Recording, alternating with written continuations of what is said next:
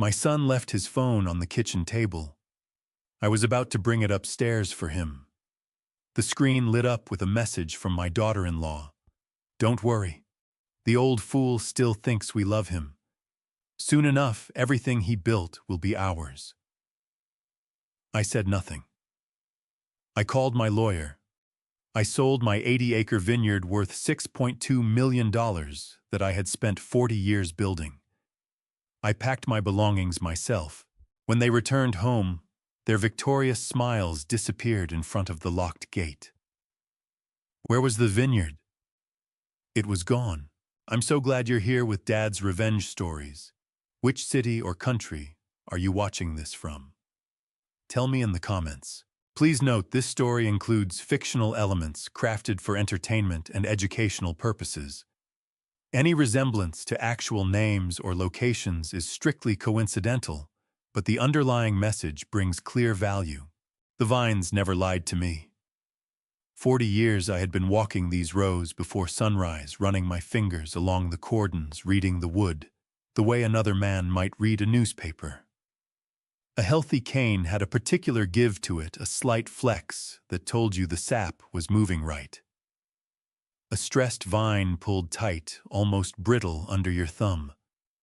I learned that from no book. I learned it from my wife Margaret, who had learned it from her grandfather, who had grown up on a farm outside Fresno before the war turned everything upside down. It was the third week of March 2023, and the Sonoma Valley was doing what it always did that time of year, exhaling. The hills were going green again after the gray of February, and the old vines in the West Block were just beginning to push their first buds, tiny and tight as clenched fists. I had been out since 5:30 in the morning, before the light was fully committed to the day, walking the rows the way I always did, talking to the vines under my breath the way Margaret used to tease me about. "You talk to those plants more than you talk to me," she said once, standing at the edge of the West Block in her rubber boots, her hair still loose from sleep, a mug of coffee in each hand. "The plants listen better," I told her. She laughed and handed me the coffee, and that was that. That was us.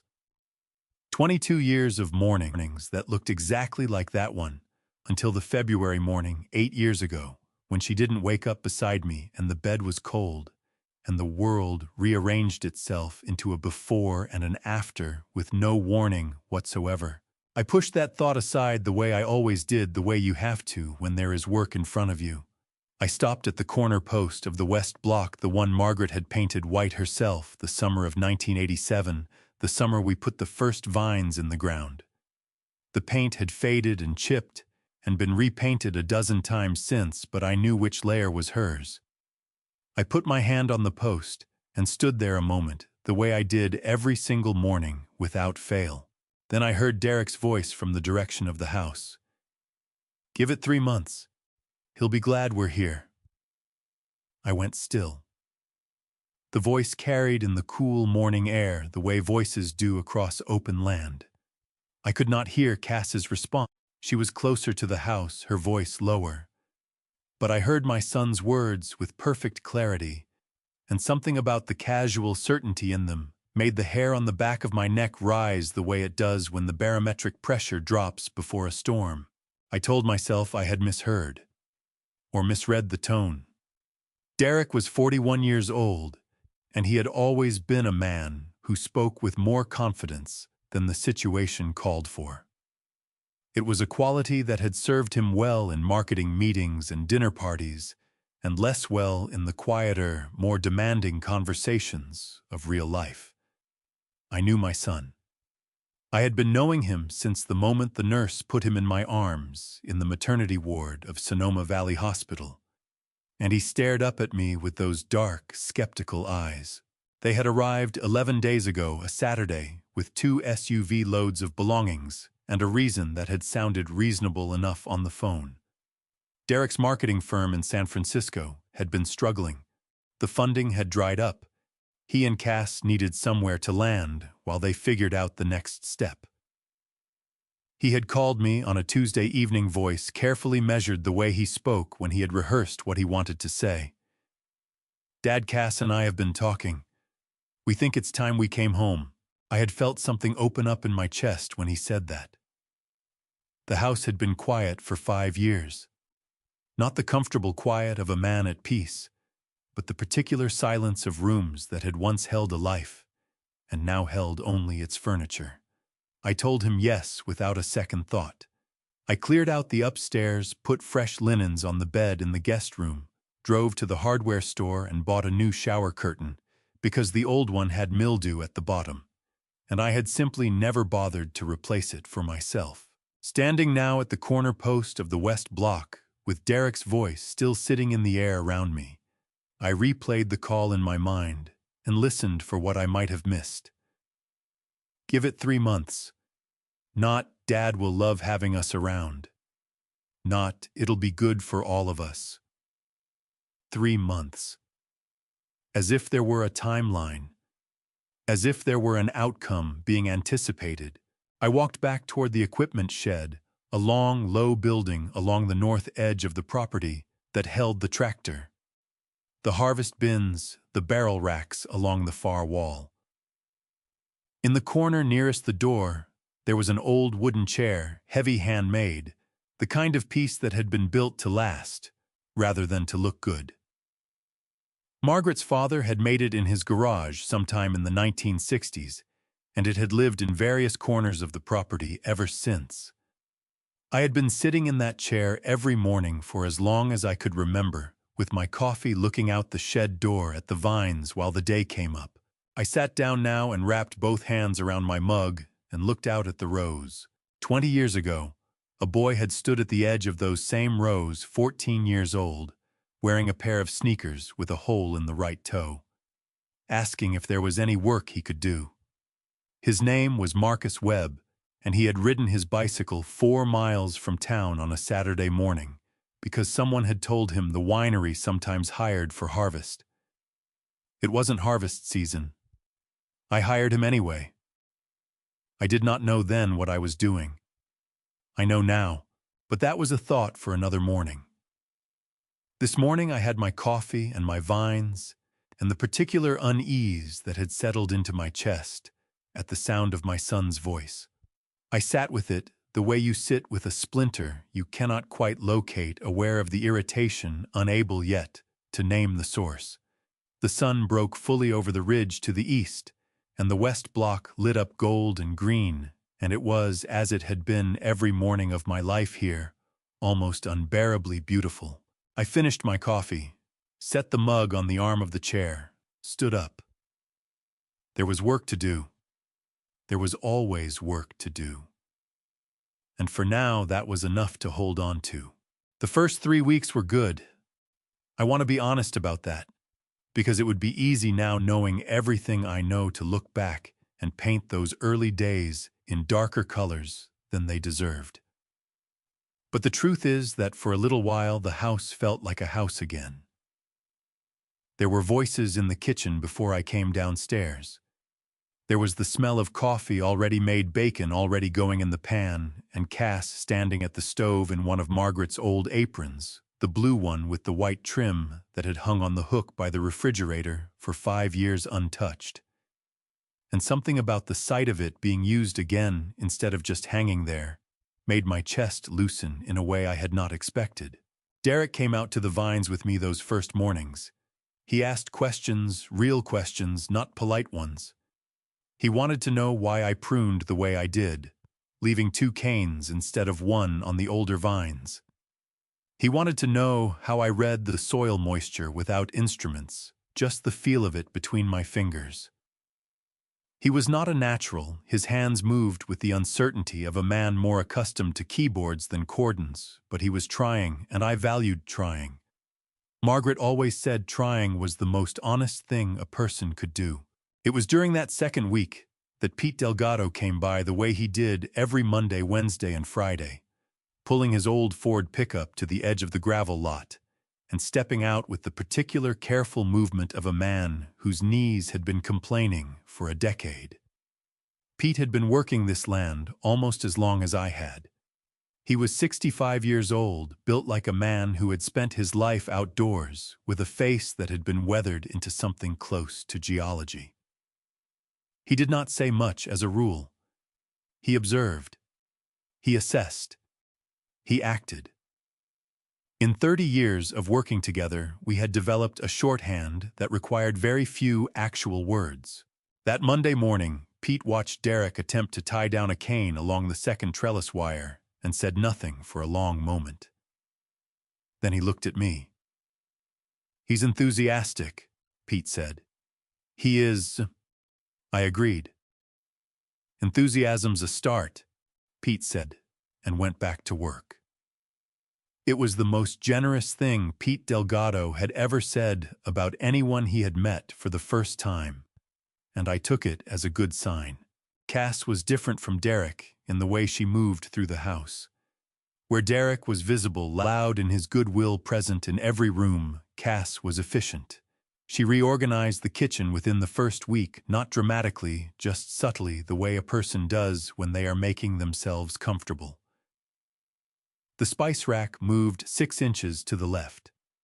The dish towels were folded differently.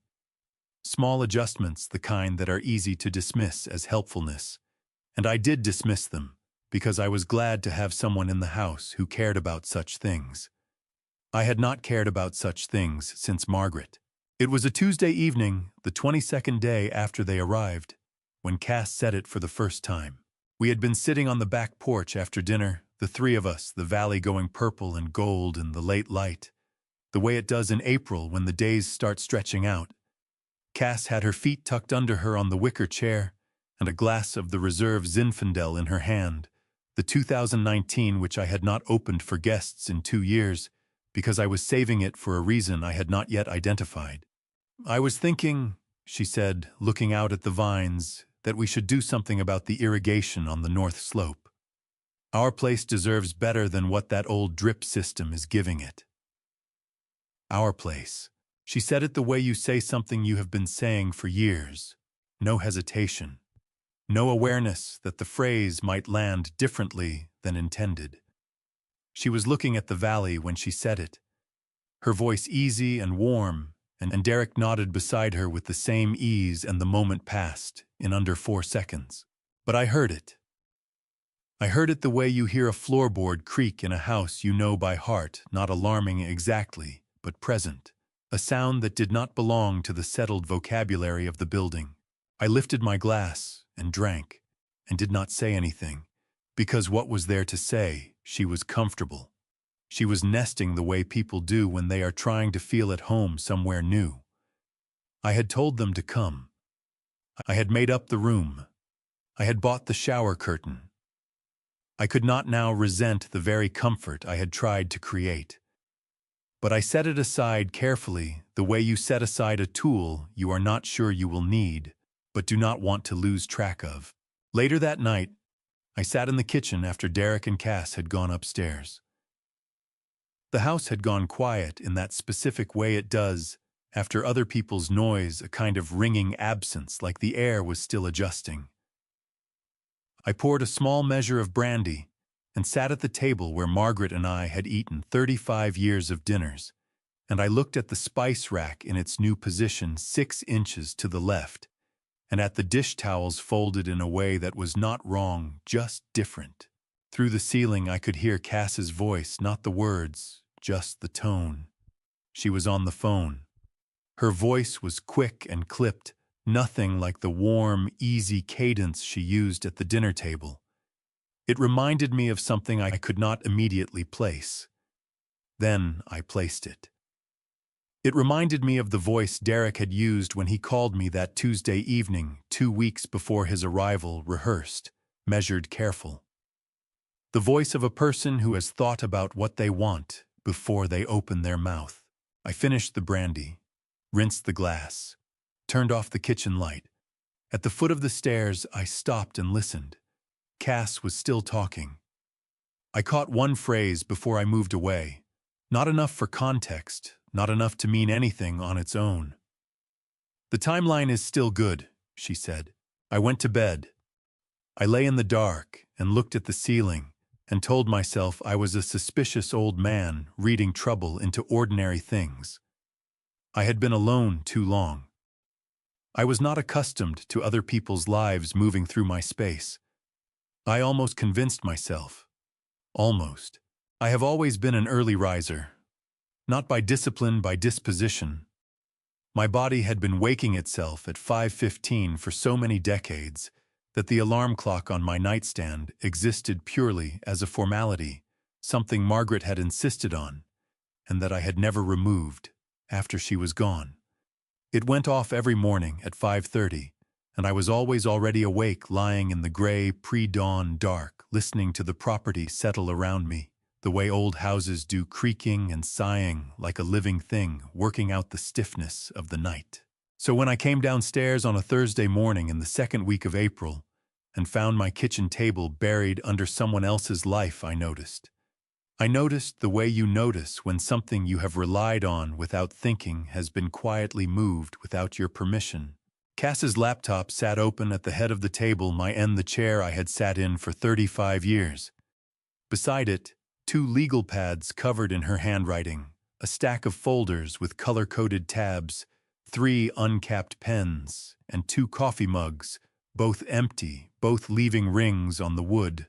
Margaret had refinished herself the summer of 2009 because she said the old finish had gone dull and life was too short for dull surfaces.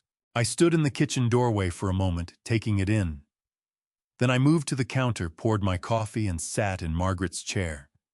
Instead, the one on the side, the one she had always taken because the light from the east window hit it better in the mornings, and she liked to read with her coffee before the day started.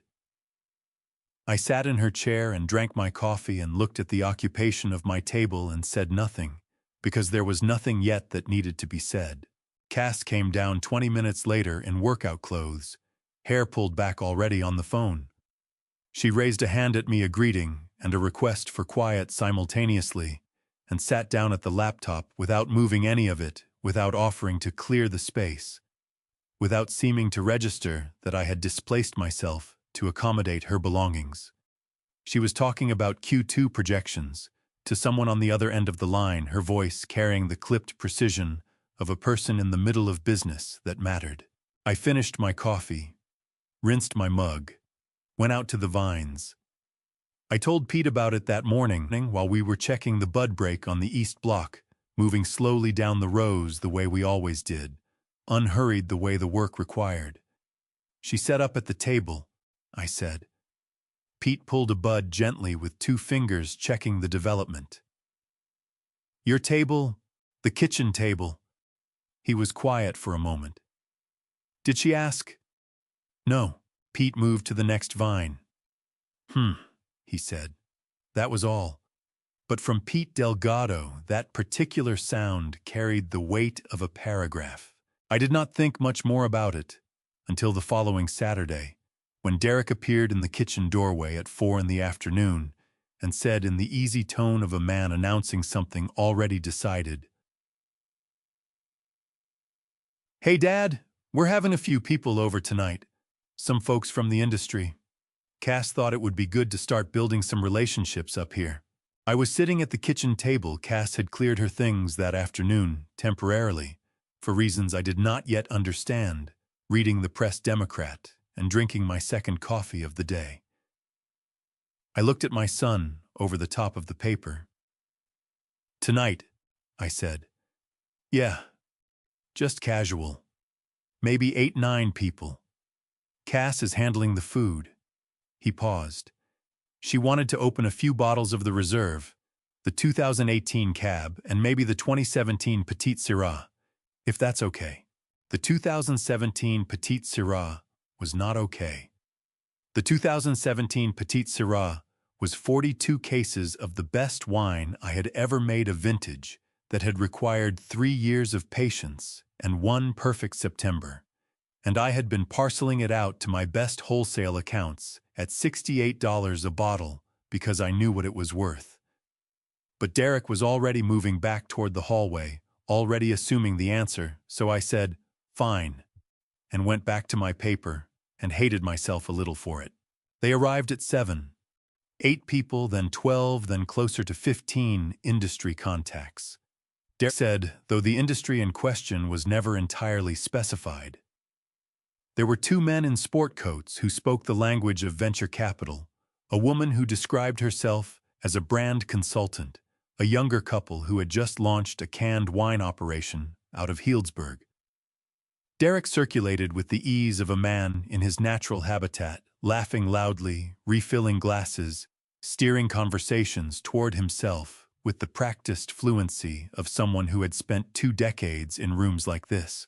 Cass had arranged everything on the dining room table, my grandmother's linen tablecloth, the good stemware that lived in the cabinet above the refrigerator, a cheese board assembled with a precision that suggested advanced planning rather than improvisation.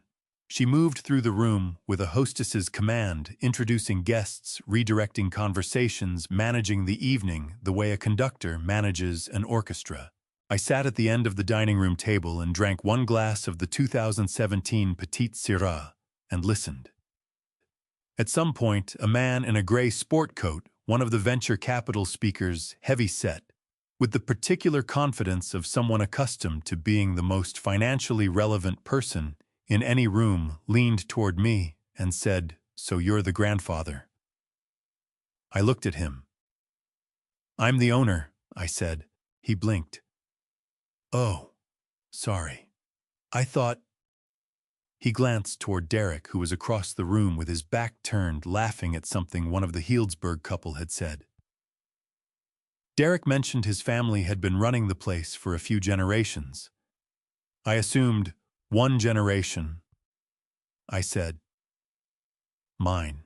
He nodded, recalibrating, and moved on to another conversation. I looked at my wine glass. The Petite Syrah was exactly as good as I knew. It was dark and structured, with the particular mineral quality that came from that block of ancient volcanic soil on the southwest corner of the property. Margaret had always said that block tasted like the earth was trying to tell you something. After the guests left, after Derek walked the last of them to their cars, with the handshakes and the promises to follow up, I stayed at the table while Cass began collecting glasses. Derek came back in flushed with the success of the evening and dropped into the chair across from me. "Great night, Dad," he said. "These guys are going to be huge for us." He caught something in my expression and added, "For the winery, I mean." I looked at my son across my grandmother's linen tablecloth, in my dining room, in my house on my land. His eyes were bright and eager, the eyes of a man who believed the evening had gone exactly as planned. "For us," I said quietly. Derek's smile held. "Yeah," he said. "For us." I stood up, folded my napkin, and set it beside my empty glass. I said goodnight. I climbed the stairs and closed my bedroom door and sat on the edge of the bed in the dark, and felt for the first time since they had arrived something I recognized. Not anger, not yet. Recognition. There is a particular kind of flattery that feels like sunlight, warm, generous, impossible to object to, right up until you realize it has been burning you the whole time. Cass started coming to the winery barn in the mornings about 2 weeks after the dinner party. Not every morning. 3 times a week, maybe 4 always, with a reason that sounded reasonable. She wanted to understand the process. She wanted to appreciate what went into each vintage. She said it the way people say they want to learn a family recipe, not to replicate it, just to honor it.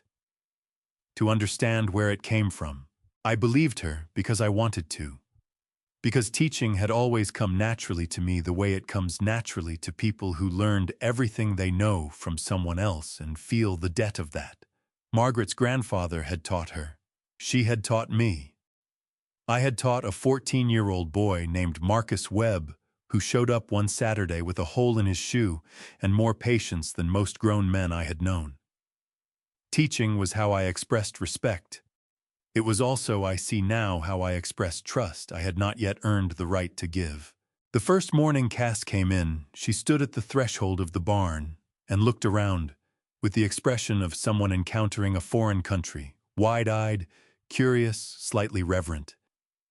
She was wearing a flannel shirt I had not seen before, old jeans boots with actual mud on them.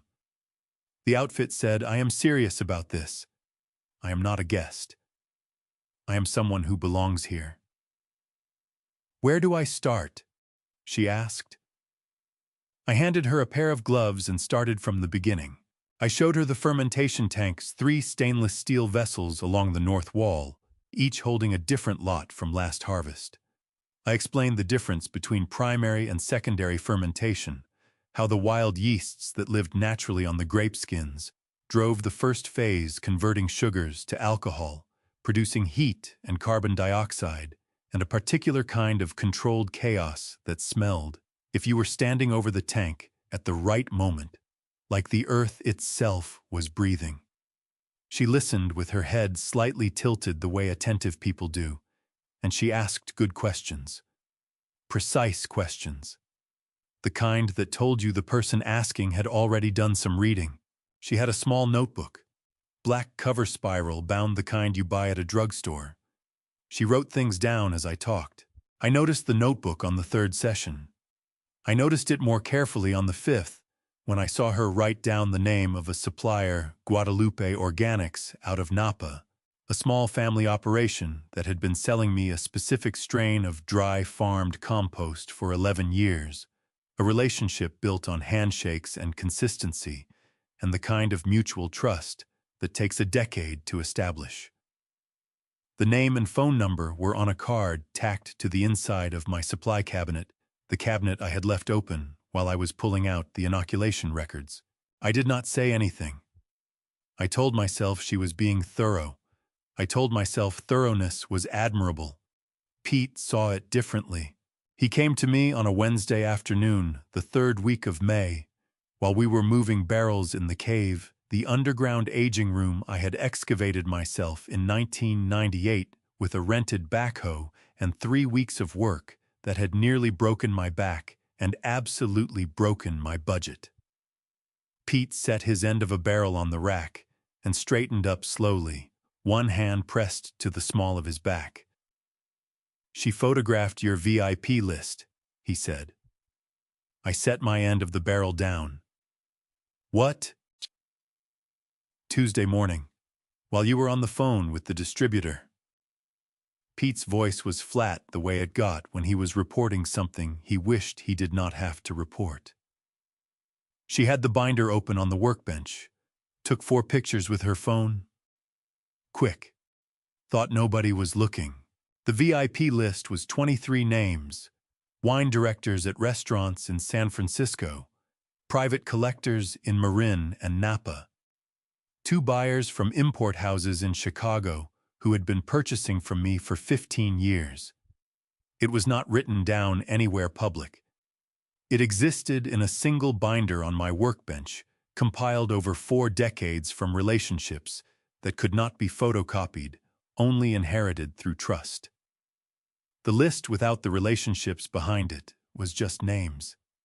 But names were a start. My jaw tightened.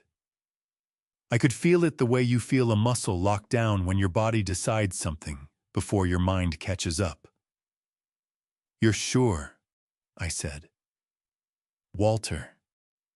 Pete looked at me with the patience of a man who had never once in 30 years told me something he was not sure of. I nodded. I turned back to the barrels and we finished moving them in silence, real silence, the kind between 2 people who have known each other long enough that quiet does not need to be filled. When we were done, I went to my workbench and opened the binder. Everything was in order. Nothing missing. Nothing obviously disturbed. Just 4 photographs now existing somewhere on Cass's phone that had not existed on Monday. That evening, Cass came to dinner with her notebook on the table beside her plate. Open to a page of questions she said she wanted to ask about the oak aging program. She smiled across the table at me, warm, open, completely at ease. "I feel like I'm finally starting to understand what makes this place so special," she said. Her voice carried genuine feeling. "That was what made it hard. She was good at genuine feeling. Derek looked at me and grinned. Told you she'd get into it.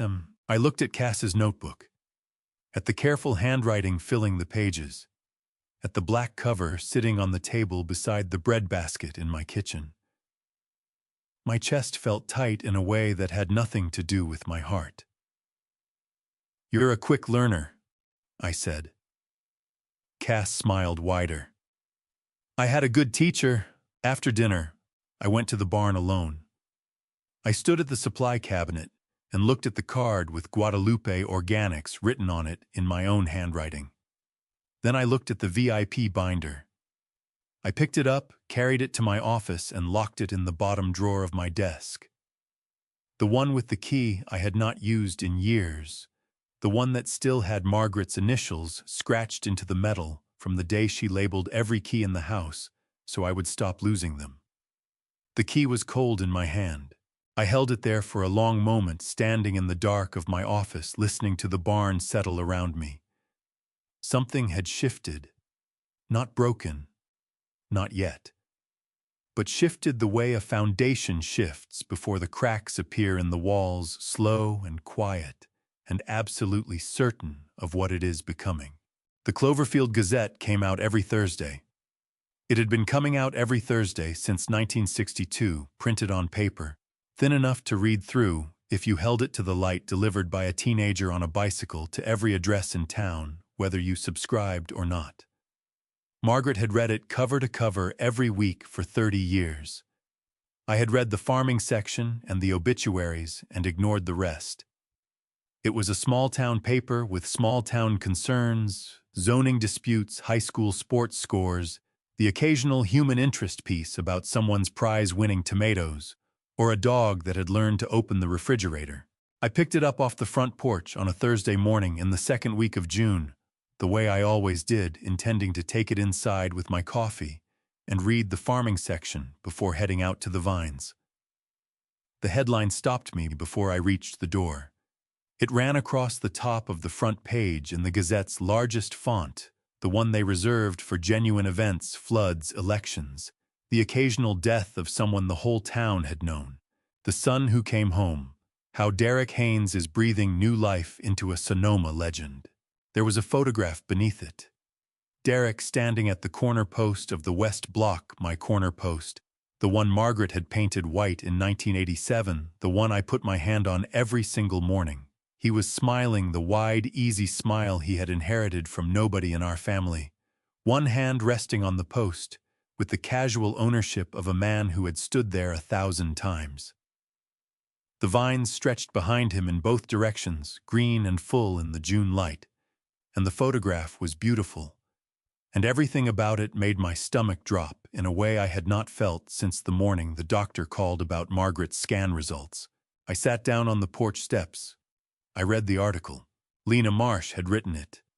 She was the Gazette's senior reporter, which at a paper that size meant she was one of 2 full-time staff members, but she was good, careful with facts, attentive to detail, the kind of journalist who called you back to verify a quote before it ran. I had spoken with her twice over the years, once when the winery won a regional award in 2014. And once when there was a wildfire scare that came within 2 miles of the property in 2019. She had always struck me as honest. The article was not dishonest exactly. It did not contain anything that was technically false. Derek had come home. Derek was engaged with the winery. Derek did have ideas about the future. Every sentence was defensible. But the cumulative picture they assembled Derek as visionary. Derek as devoted son, Derek as the man who had seen his father's legacy and chosen to preserve and elevate it, was constructed from selective truth in the way that selective truth is most dangerous, which is to say that it felt completely real. My name appeared once, in the 6th paragraph, in a subordinate clause. His father, Walter, who founded Haynes Winery in 1983, continues to work the land he has farmed for 4 decades. Continues to work. Present tense. Like a hired hand who had been there when Derek arrived and would presumably still be there when Derek was done. Pete's truck pulled up while I was still sitting on the steps. He climbed out, saw my face, saw the paper in my hand. He walked over, and I held it out to him without a word. He read the headline, read the first 3 paragraphs, handed it back. "You okay?"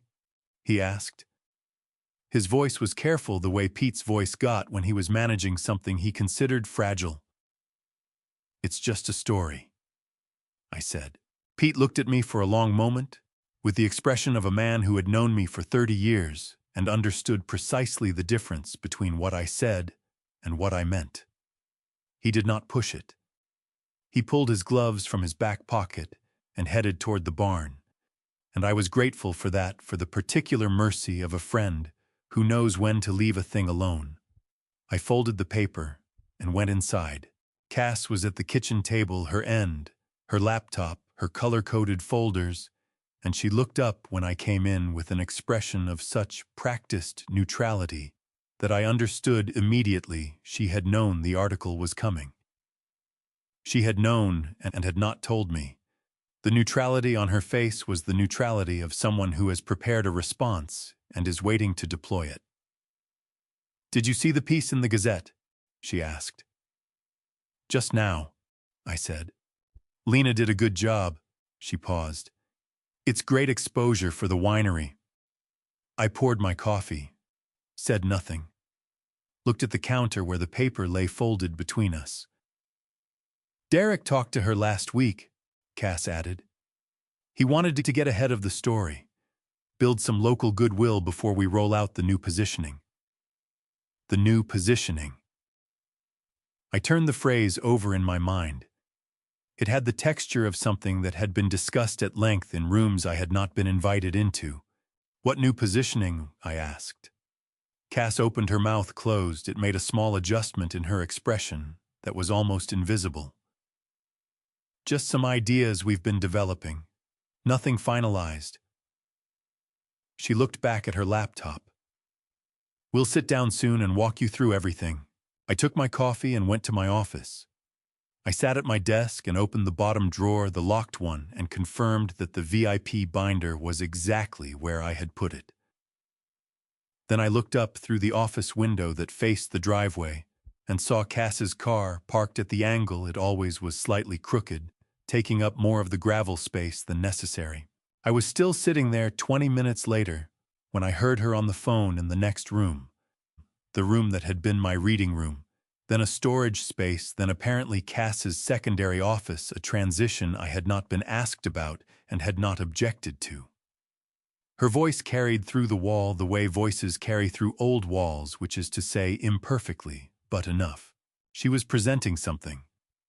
I heard numbers, square footage, projected revenue figures, cost per case estimates for a rebranding rollout. And then clearly, unmistakably, the name on the slide she was describing to whoever was on the other end of the line. Haynes Legacy Winery. By the next generation. I set my coffee mug down on the desk. My hand was steady. I made sure of that. I pressed my palm flat against the desk surface until I was certain the steadiness was real and not performed, because there was no one in the room to perform it for. It was just me and what I had just heard, and the 40 years of my life that the words had just rearranged without my permission. I picked up the coffee again, took a slow sip. Outside the window, the vines ran in their long, straight rows toward the horizon. The same rows they had always been, indifferent to whatever was being said about them inside the house. Derek called me into the living room on a Sunday evening in the 3rd week of July with the particular energy of a man who has been waiting all day to show you something. He was standing beside the television when I came in, remote in hand weight, forward on the balls of his feet. The way he used to stand as a boy on Christmas morning, that specific combination of excitement and impatience that I had always found endearing in a child, and now found difficult to read in a man of 41. "Sit down, Dad," he said. "We want to show you something." Cass was already on the couch, legs crossed, hands folded in her lap, wearing the expression she deployed at moments she considered important. Attentive, composed, her eyes carrying just enough warmth to seem genuine. She had set 2 glasses of wine on the coffee table. The gesture had the quality of a stage prop placed there, not because anyone particularly wanted wine, but because wine belonged in the scene that was about to be performed. I sat in the armchair across from them. The one Margaret had reupholstered in 1998 in a dark green fabric she had chosen from a sample book at a store in Santa Rosa. I sat in it the way I always sat in it, straight, both feet on the floor, and waited. Derek pressed play. The title appeared first, white text on a black background, clean and expensive-looking in the way that things produced by people who understand branding always look clean and expensive. 3 generations, one vision. A small production company logo in the corner that I did not recognize. The music underneath was the kind of acoustic guitar piece that was designed to make you feel something uncomplicated, warmth, continuity, the comfort of things persisting through time. Then Derek filled the screen. He was standing in the east block, the morning light coming over the ridge behind him, the vines at peak green, and he was talking about legacy, about what it meant to come home, about the responsibility of carrying something forward that your family had built from nothing. He spoke with a fluency and conviction that I recognized not from knowing him, but from years of watching people who had practiced what they were going to say until it no longer sounded practiced. Cass appeared next in the barrel cave, her hand resting on the oak as if she had been resting it there for years. She talked about craft, about intention, about the difference between making wine and making something that meant something. She was extraordinary on camera. Her face had the quality of absolute sincerity, the kind you cannot manufacture and cannot teach, which made it either genuine or the most sophisticated performance I had ever witnessed. The video was 3 minutes and 17 seconds long. I counted. I counted because I was looking for myself, and counting gave me something precise to do while I waited. I appeared at 2 minutes and 34 seconds. I was sitting in the wooden chair outside the barn door, my chair, the one Margaret's father had built, the one that had not yet been moved at the time of filming. I was holding a coffee mug in both hands and looking out at the vines, and I had no memory of being filmed, which meant the shot had been taken without my knowledge from a distance with a long lens. 8 seconds. No voiceover. No caption identifying me by name. Just an old man in a chair framed between 2 sentences. Derek spoke about the past and the future, a visual ellipsis between what had been and what was coming. 8 seconds. Derek stopped the video when it ended and turned to me with the open, expectant face of someone awaiting approval. Cass tilted her head slightly, watching me the way she always watched me cataloging. "What do you think?" Derek asked. I looked at the dark screen. I thought about 8 seconds. I thought about the shot taken without my knowledge from a distance. I thought about the name in the title card, 3 generations, and the fact that the only 3 people who appeared in the video were Derek Cass, and the 8-second silhouette of a man who had not been asked for his participation or his permission. "Who approved this?" I asked. Cass answered before Derek could. "We wanted it to be a surprise." Her voice was smooth, unruffled. "The production company needed final sign-off on a few things, but creatively, it's been in development for a while." "It goes live tomorrow," Derek added. "YouTube, Instagram, the winery website. We've already got the email campaign scheduled." I looked at my son. He was still holding the remote. His thumb moved across the buttons with small, involuntary movements, the nervous habit he had carried since childhood, clicking things when he was waiting for a response he was not certain of. "Okay," I said. I stood up, left the wine on the coffee table untouched, went to bed. The next morning, I was out the door at 5:15 before either of them was awake, and I drove the long way around the property to the front entrance on Cloverfield Road, the way I sometimes did when I needed the perspective of seeing the whole place from the outside before walking into it. The gate was new. Not entirely new. It was the same iron gate Margaret and I had installed in 2001, black, simple, functional. But mounted on the stone pillar to the right of it was a sign I had never seen before. Fabricated metal professional finished the new logo in full. Haynes Legacy Winery. By the next generation. The lettering was clean and modern, nothing like the original sign Margaret had designed herself on graph paper in our kitchen in 1985. The one with the simple serif font and the small illustration of a grapevine she had drawn freehand, copied to a wooden board hung on the same pillar for 38 years. The original sign was gone. I did not know when they had taken it down. I did not know where it was.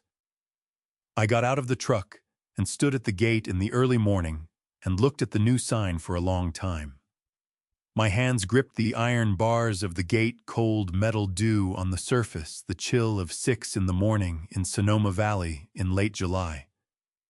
I gripped it until my knuckles ached. Then I got back in the truck. Sat with both hands on the steering wheel. The engine was still running.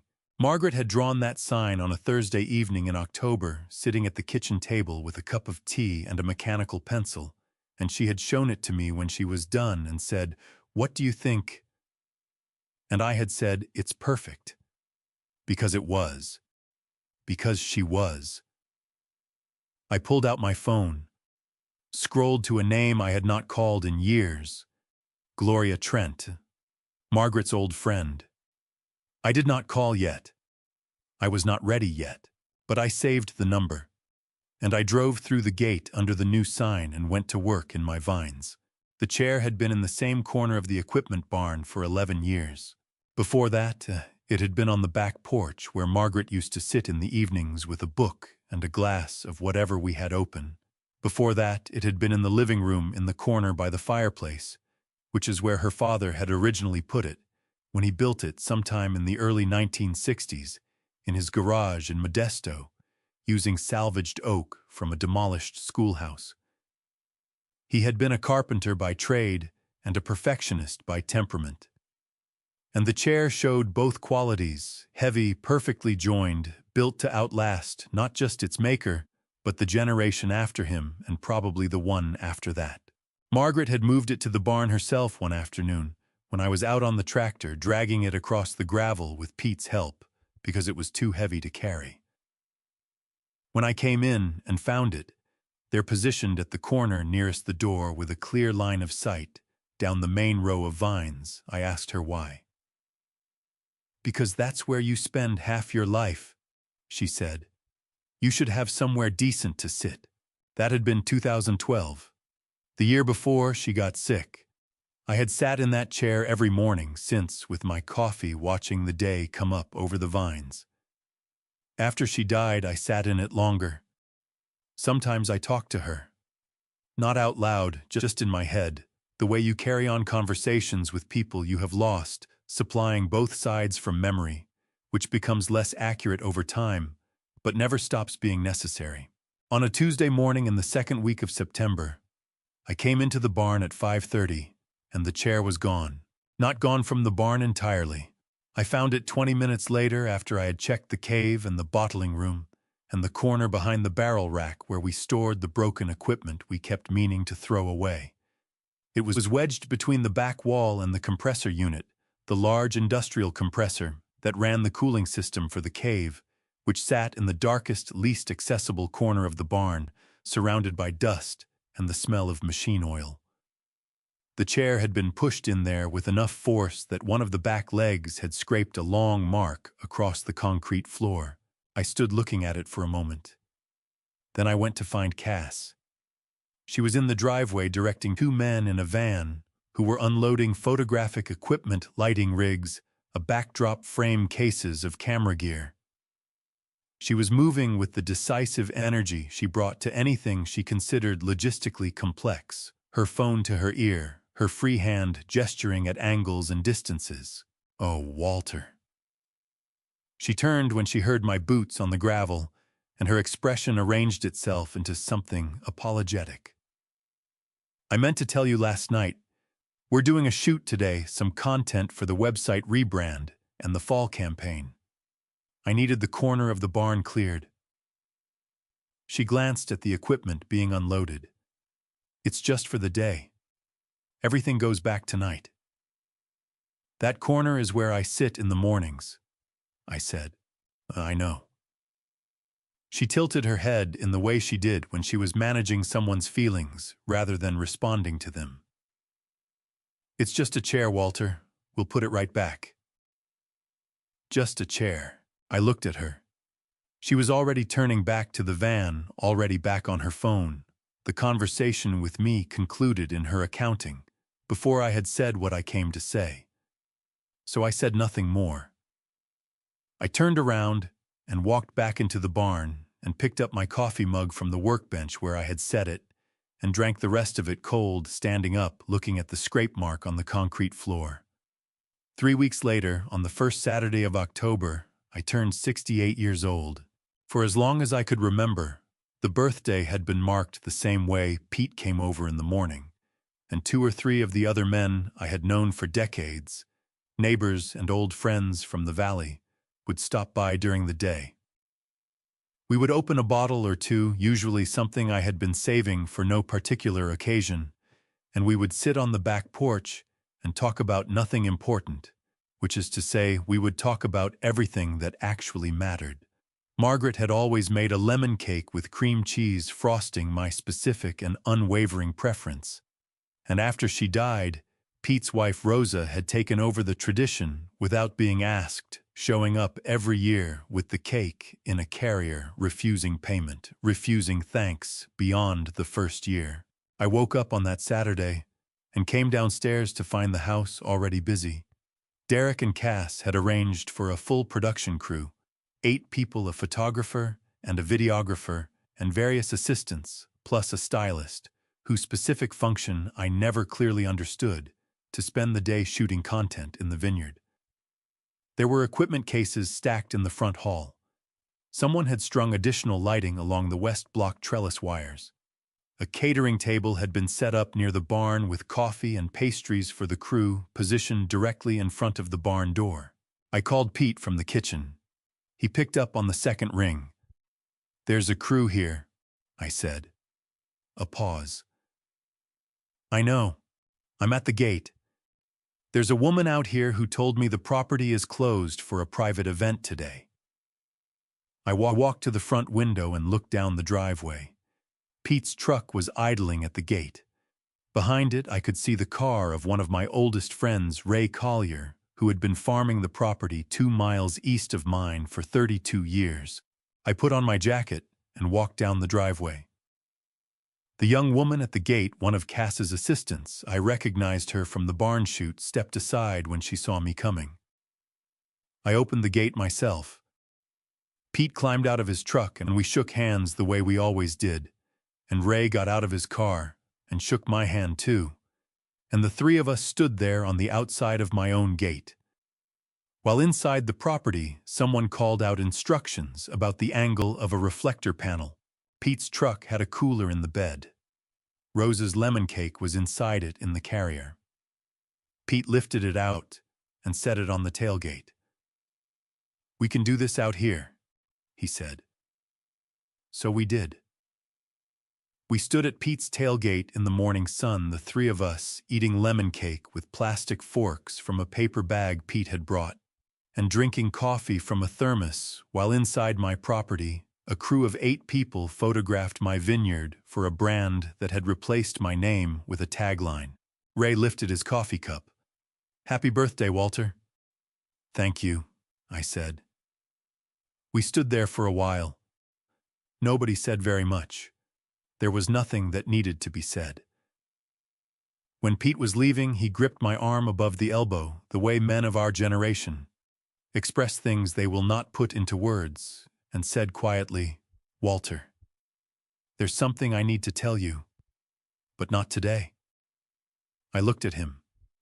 His face was carrying something heavy. "Tell me now," I said. He shook his head. "Not today. It's your birthday." He squeezed my arm once and let go. Soon, Pete knocked at 6 in the morning. Not at the barn door where he usually arrived, at the back door of the house, the one that opened into the kitchen, the one that friends used and strangers did not. I heard it from upstairs, 3 deliberate knocks, and I was dressed and down the stairs in under 2 minutes. Because I had not been fully asleep anyway. I had been lying in the dark since 4:30, turning over the weight of what Pete had said at the gate the evening before, the particular gravity of his face when he said it, the way his hand had held my arm a half-second longer than necessary. I opened the back door. Pete was standing on the step in his work jacket, his old Carhartt, the color of dried mud, his hat already on despite the early hour. He was holding his phone in both hands, the way people hold things they are not sure they want to give you. "Come in," I said. He came in. He did not sit down, which told me something. Pete Delgado sat down in my kitchen the way he sat down anywhere, slowly, carefully, like a man respecting furniture, and the fact that he stayed standing meant he did not plan to be comfortable for what he was about to do. "I need you to hear something," he said. He held the phone out. His thumb found the play button with the certainty of someone who had listened to this recording multiple times already, who knew exactly where the important part began. Cass's voice came out of the small speaker. Tinny and compressed the way recorded voices always are, but recognizable, the clipped, efficient cadence she used when she believed she was unobserved. She was talking to Derek, and the acoustics of the barn gave the words a hollow quality, like listening to a conversation through a wall. "Once we get the brand repositioned," she said, "the first thing I'm cutting is that old gardener. He talks too much, and he's been here long enough to think he has opinions about how things are run." A pause. Derek's response was lower, less distinct. Then Cass again, clearly without hesitation. "Your father doesn't even understand what a P and L statement is. He has no idea what this place is actually worth. He thinks it's a farm. It's an 80-acre real estate asset with 40 years of brand equity sitting on top of it, and he's been leaving money on the table every single year because he's too attached to the way things have always been." Pete stopped the recording. The kitchen was very quiet. Outside, the first birds were starting in the oak tree at the edge of the yard, the same oak that had been there since before I bought the property, older than anything I had built here, older than my marriage, older than my son. I listened to the birds for a moment before I trusted myself to speak. "When did you record this?" I asked. Wednesday. 2 weeks ago." Pete's jaw was set in the way it got when he was holding something difficult steady. "They were in the barn. I had my phone in my shirt pocket recording. I do that sometimes. My hearing's been going, and I play things back later so I don't miss details about the work. I didn't know they were in there until I heard voices." I nodded. I looked at the phone in his hands, then looked away out the kitchen window at the yard. "There's more," Pete said. He sat down, then finally heavily lowering himself into the chair across from mine, with the deliberateness of a man preparing to say something that cannot be unsaid. He told me about Roy Ashworth. Roy ran the feed supply on the south end of Cloverfield Road, had for 20 years, and knew everybody's business, the way feed supply operators always do, not from nosiness, but from proximity, from the way information flows through any small community along the routes of necessary commerce. Roy had told Pete 3 weeks ago casually, the way you mention something you assume the other person already knows. Derek and Cass had met with 3 investors from Sacramento in late September. The meeting had been at a restaurant in Healdsburg, not in Cloverfield, which Pete said Roy had noted specifically because people in this valley do not drive 40 minutes for lunch unless they are trying to keep something away from someone who might walk in. At that meeting, Derek had described the property, its acreage, its brand recognition, its untapped revenue potential. And he had explained the current situation in terms that Roy had heard secondhand from someone who had been at an adjacent table and recognized Derek from the Gazette article. Derek had told the investors that his father was in declining health, that the family was in the process of transitioning management, that Walter Haynes would be moving to an assisted living facility within the year, at which point full operational control would transfer to Derek and his wife, who were already on site and already managing day-to-day decisions within the year. I sat with that for a moment. The birds were louder now, the oak tree full of them, the sound coming through the window glass in waves. "Roy told me 3 weeks ago," Pete said. His voice had gone rough at the edges the way it did when he was angry and refusing to show it. "I kept thinking maybe I had it wrong. Maybe Roy had it wrong. I didn't want to come to you with something that might be—" He stopped, pressed his hands flat on the table. "The whole town knows Walter. Before you did.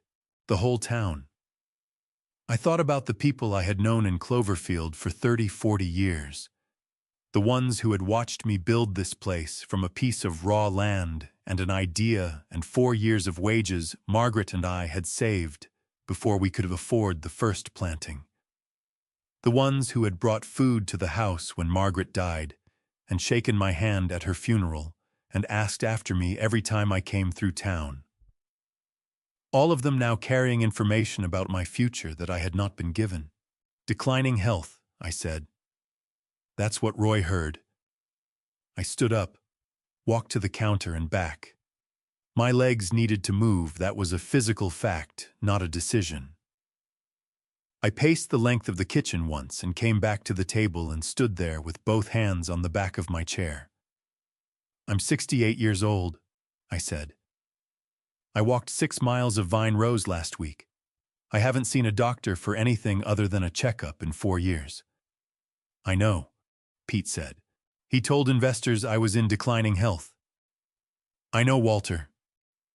I pulled the chair out and sat down, put both hands flat on the table the way Pete had. We sat across from each other in my kitchen in the early morning, the birds going in the oak tree outside, and I let the full shape of what I was looking at come into focus, the way you let your eyes adjust to a new light, slowly, completely, without flinching. Then I stood up again, walked down the hall to my office, opened the top drawer of the desk, and took out the business card I had moved there from the nightstand 3 weeks ago, after I had saved the number in my phone, but not yet called it. Gloria Trent, attorney at law. And on the back in Margaret's blue ink in the handwriting I would recognize in the dark, "Call her, if you ever need a real friend." I carried the card back to the kitchen, set it face up on the table between us. Pete looked at it, looked at me.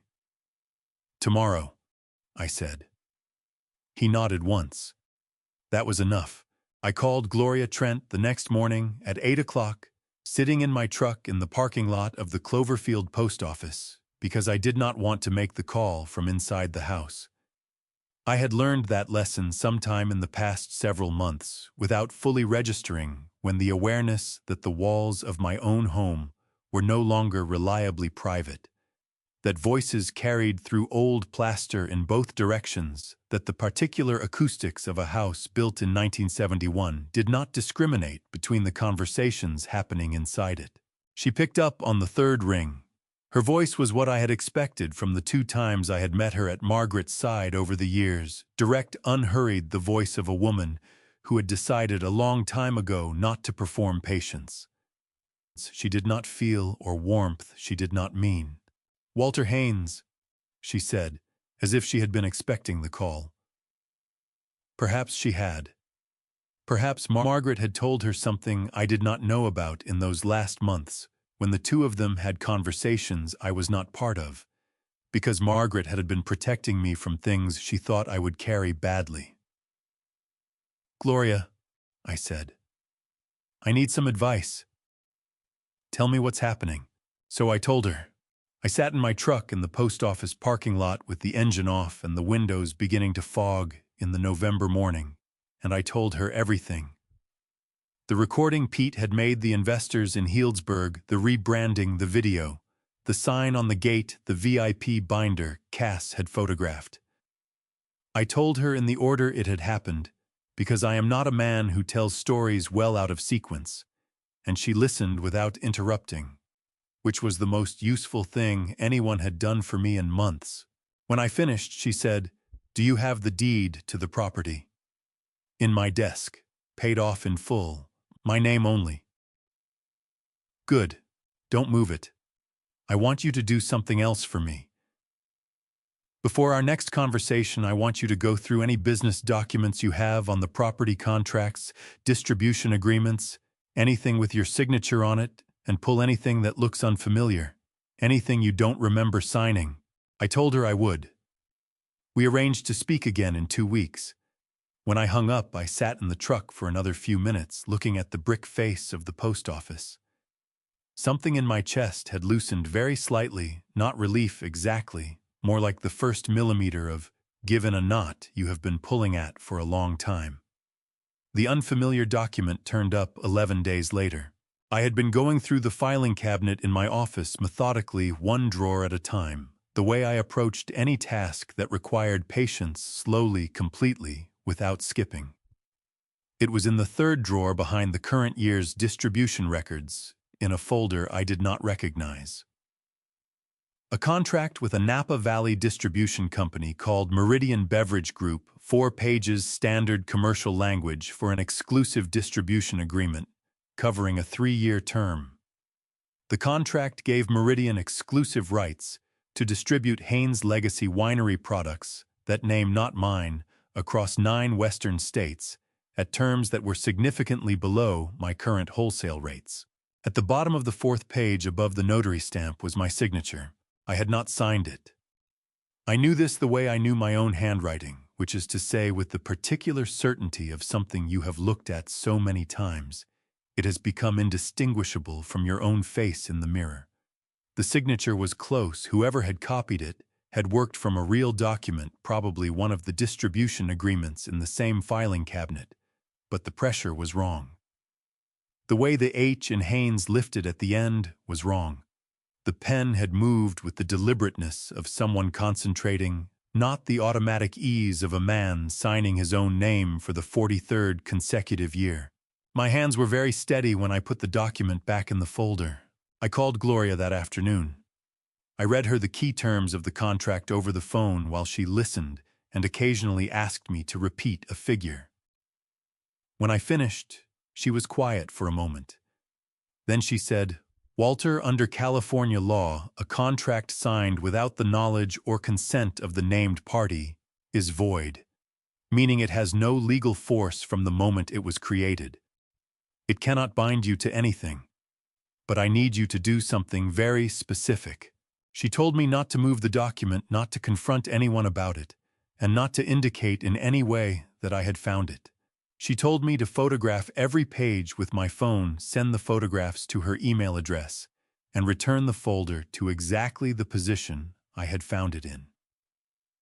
This was important, she said, because the document was evidence and evidence had to be preserved in its original condition to be useful. I did exactly what she said. I photographed each page against the surface of my desk, sent the images, replaced the folder. Then I went to the kitchen and made a pot of coffee and stood at the counter drinking it, looking out the window at the vines. 3 weeks passed. I moved through the house and the property the way I had been moving for months, steadily, quietly performing the ordinary rhythms of a man with nothing particular on his mind. I walked the rows. I ate dinner with Derek and Cass. I answered their questions about the upcoming harvest projections and the barrel aging schedule. I said nothing about the document. I said nothing about Gloria. I said nothing about Pete's recording or the investors in Healdsburg or the words that had been sitting in my chest since the morning Pete played them for me in my kitchen. I had learned over the course of a life spent farming that the worst thing you can do when something critical is developing underground is disturb the soil above it. Then on a morning in the second week of January 2024, I came downstairs to find Derek's phone on the kitchen table. He had left for an early errand and must have forgotten it. The screen was still lit the way it stays lit when a message arrives, and no one dismisses it. I picked it up to set it by the stairs so he would find it when he came back. That was all I intended to do.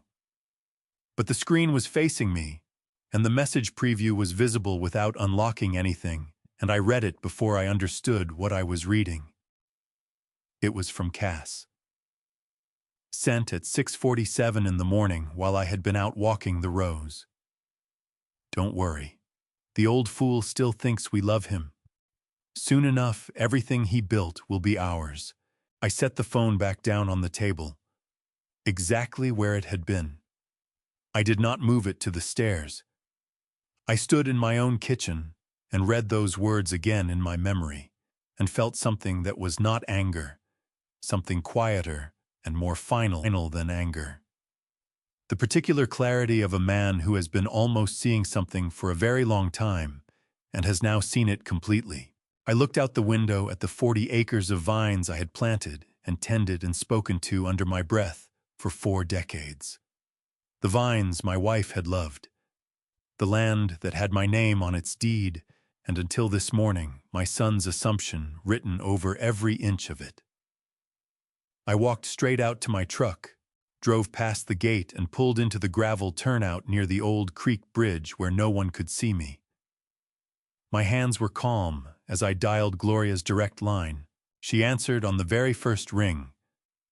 "Walter," she stated quietly.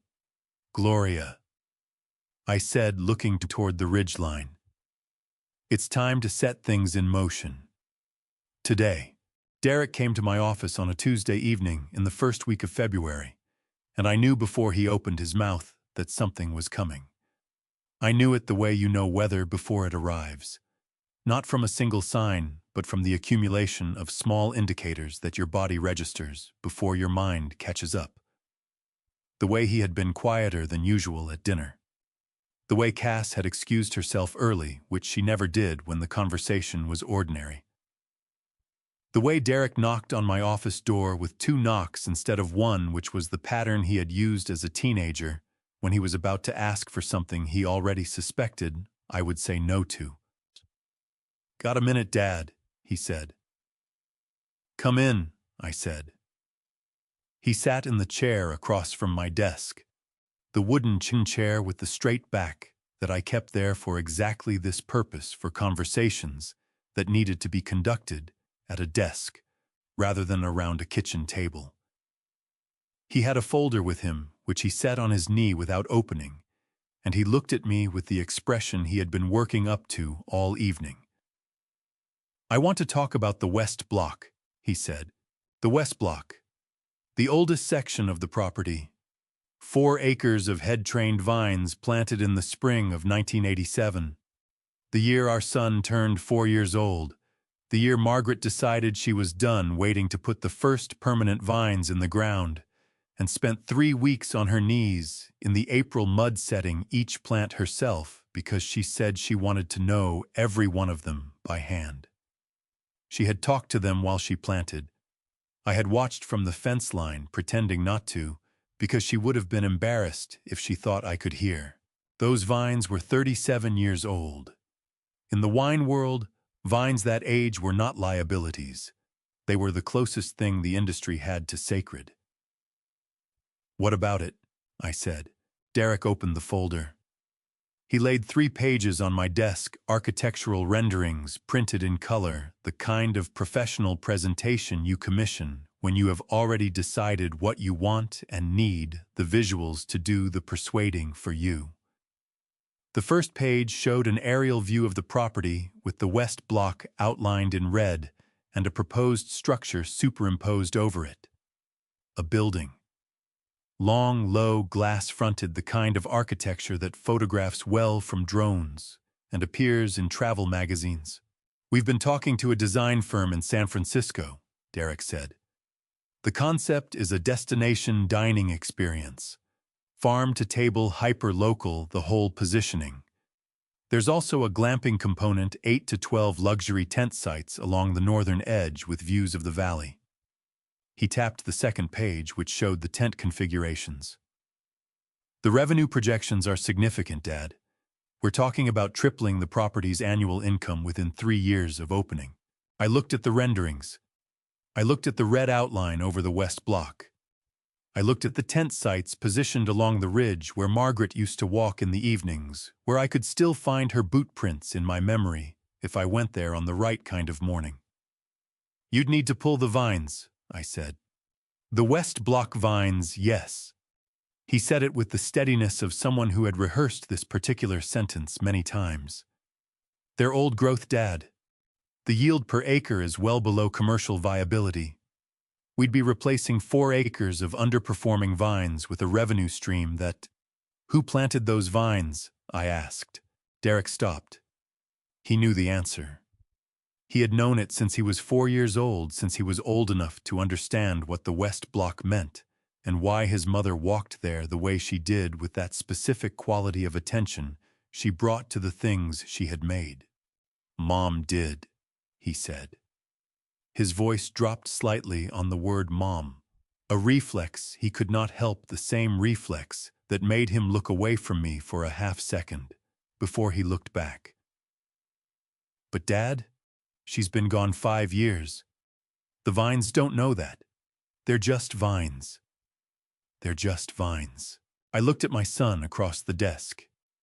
He was 41 years old, and he was sitting in my office in the house he had grown up in, on the land his mother had put her hands into for 35 years, telling me that the vines she had planted one by one on her knees in the April mud were just vines.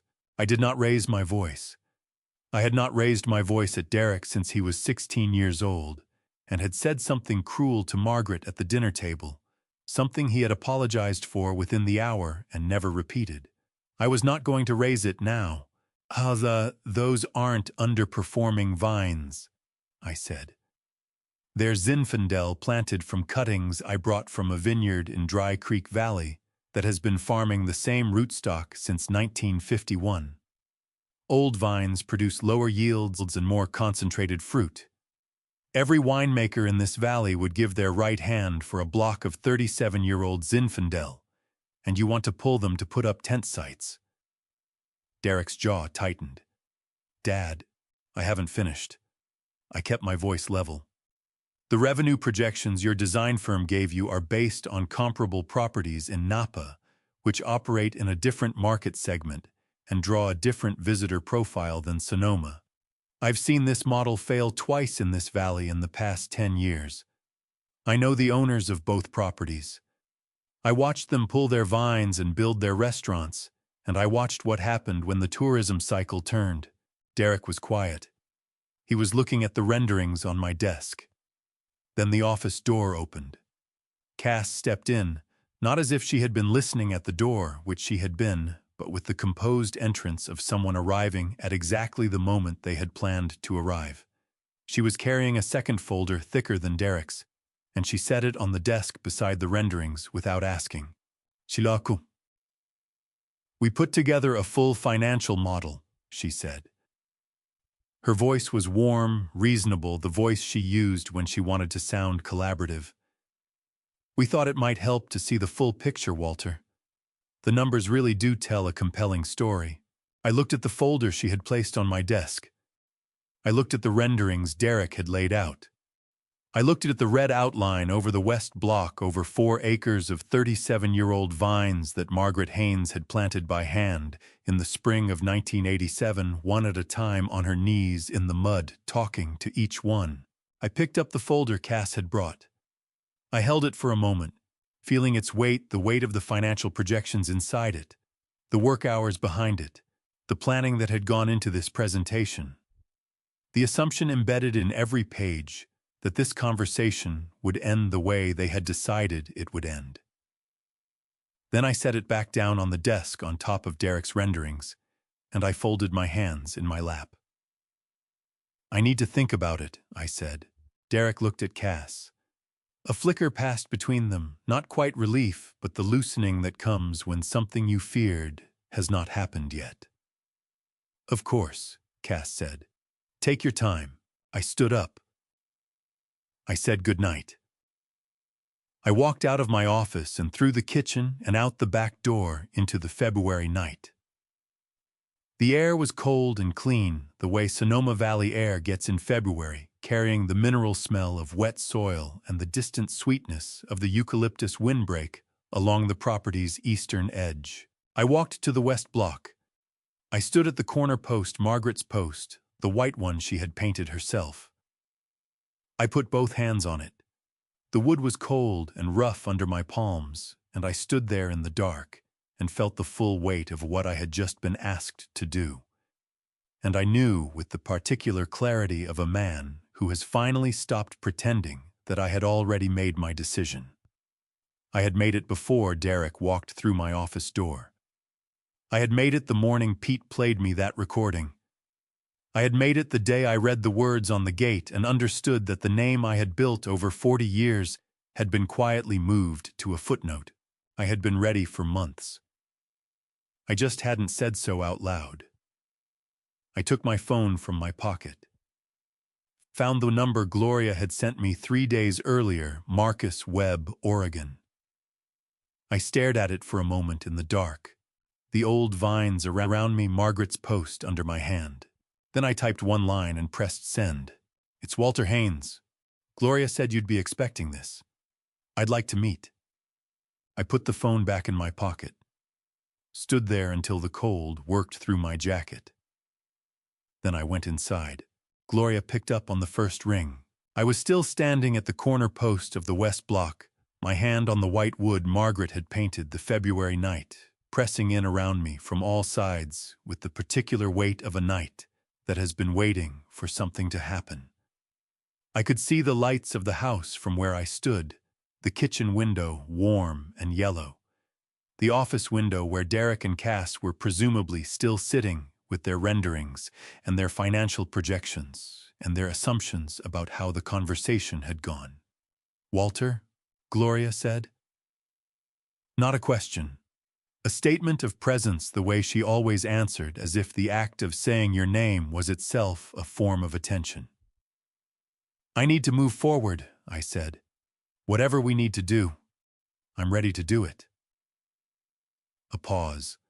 Not hesitation. Gloria Trent did not hesitate. It was the pause of a person shifting from one mode of engagement to another, from listener to strategist. All right, she said. Come in Thursday. Bring the deed, the distribution contract, and anything else you've photographed. We'll talk through the full picture, and I'll tell you exactly what your options are. There's one more thing, I said. There's someone I want to bring into this. Someone I'd like you to talk to.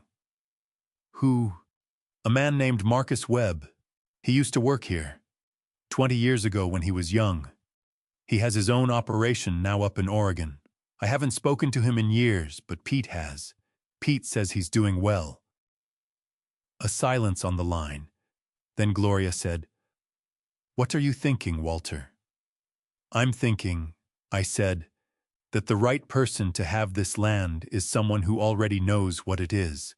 I heard her write something down. I'll look him up before Thursday. Get me his contact information when you can. I hung up and stood in the dark. For another few minutes, my hand still on the post. The vines around me were dormant in the February cold, the canes bare and gray, the kind of bare that looked like death to someone who did not know better, and looked like patience to someone who did. In 6 weeks they would push their first buds. In 7 months, if the season held, they would give their fruit. They had been doing this for 37 years. And they would keep doing it long after everyone currently arguing about them was gone. I went back inside. I said nothing to Derek or Cass about the call. I said goodnight and went to bed and slept better than I had in months. Thursday came. I told Derek and Cass I was driving to Santa Rosa for supplies, which was not entirely untrue. I stopped at the farm supply store on the way back, and bought 2 bags of soil amendment I had been meaning to pick up. I arrived at Gloria's office at 9 in the morning. She was already at her desk, coffee-made legal pad open, the reading glasses she used for documents pushed up on her forehead, the way she wore them when she was thinking rather than reading. She was 60 years old, Gloria Trent. She had been Margaret's closest friend from the years before I knew Margaret. They had met in college, lost touch, found each other again in their 30s with the intensity of people who recognize that a particular friendship is too valuable to let go of twice. I had known Gloria at the edges of my marriage for over 20 years at dinner parties and holiday gatherings, and the occasional afternoon when she came out to the property and she and Margaret sat on the back porch and talked in the way that old friends talk, which is to say without explaining anything because everything important was already understood. I had not spent time alone with her since the funeral. Being here felt like something Margaret had arranged. "Sit down, Walter," she said. "Tell me about Marcus Webb." So I did. I told her about the Saturday morning in 2003 when a 14-year-old boy had appeared at the edge of the East Block with a bicycle and a hole in the right toe of his sneaker, asking if there was any work. I told her about the 4 years he had worked the property before leaving for college on a partial scholarship, about the way he had absorbed everything I could teach him with the specific hunger of a person who had found the thing they were made for. I told her about the card he had sent from Oregon 7 years ago, a photograph of his first bottling a small production Pinot Noir, with a note on the back that said simply, "Everything I know I learned in Cloverfield." Gloria listened with her pen moving steadily across the legal pad. When I finished, she said, "I spoke with him yesterday." I looked up. "You called him. You gave me his number Wednesday night. I called Thursday morning." A small correction, she had beaten me to it, which was exactly the kind of efficiency Margaret had always admired in her. "He is," she said carefully, "exactly what you described, and he is very interested in what I outlined to him." My chest tightened in a way that had nothing to do with distress. It was the feeling of a thing that has been uncertain for a long time, becoming certain, the specific relief of a foundation settling. "He wants to come down," Gloria said. "See the property. Talk to you." "When?" "He suggested next week. I told him I'd confirm after speaking with you today." I nodded, looked at my hands on my knees. Outside Gloria's window, the March light was coming through the blinds in thin strips, laying itself across the floor, in a pattern that reminded me of something I could not immediately name, the light through the barn door in the early mornings. Maybe that specific angle before the sun cleared the ridge fully. We spent the next hour going through the documents. Gloria spread the photographs of the distribution contract across her desk and went through each page with a yellow highlighter marking the specific language that confirmed the signature was not mine, and the terms that would have bound the winery to below-market rates for 3 years. She explained again, slowly and precisely, what void meant under California contract law, that the document had no legal force, that Meridian Beverage Group had no claim, that any attempt to enforce it would fail the moment it was challenged by an attorney with the original evidence. Then she turned to a fresh page on her legal pad and said, "Now, let's talk about the transfer." She walked me through the mechanics of a property sale in California. The purchase agreement, the title search, the deed transfer recorded with the Sonoma County Recorder's Office, the role of a title company in the transaction. She explained that as sole owner of the property, with a clear title and no liens, I had the legal right to sell to any buyer I chose at any price I negotiated without notifying or obtaining consent from any other party, including family members residing on the property. She said this slowly and clearly, once in the way of a person who understands that some information needs to be delivered without softening. "They cannot stop this," she said. "Not legally. Not in any way that would hold up." I sat with that for a moment. The morning light moved across Gloria's office floor, as the sun shifted the strips, widening slowly, the way they do as the day opens up. "There is one thing I want to be clear about," I said. "I want Marcus to keep the name. Haynes Winery. On the label on the gate, everywhere it has always been." Gloria looked at me over her reading glasses. "That will be a condition of the sale. That will be a condition of the sale." She wrote it down. Underlined it once. Turned the pad so I could see it. Outside, a bird landed on the window and sat there for a moment, a small brown sparrow, the kind you see everywhere in the valley in March. Unremarkable, persistent, completely at ease with the world it inhabited. It looked in through the glass for a second, then was gone. I picked up my coffee cup. It had gone cold while we talked. I drank it anyway. He was already inside when I arrived.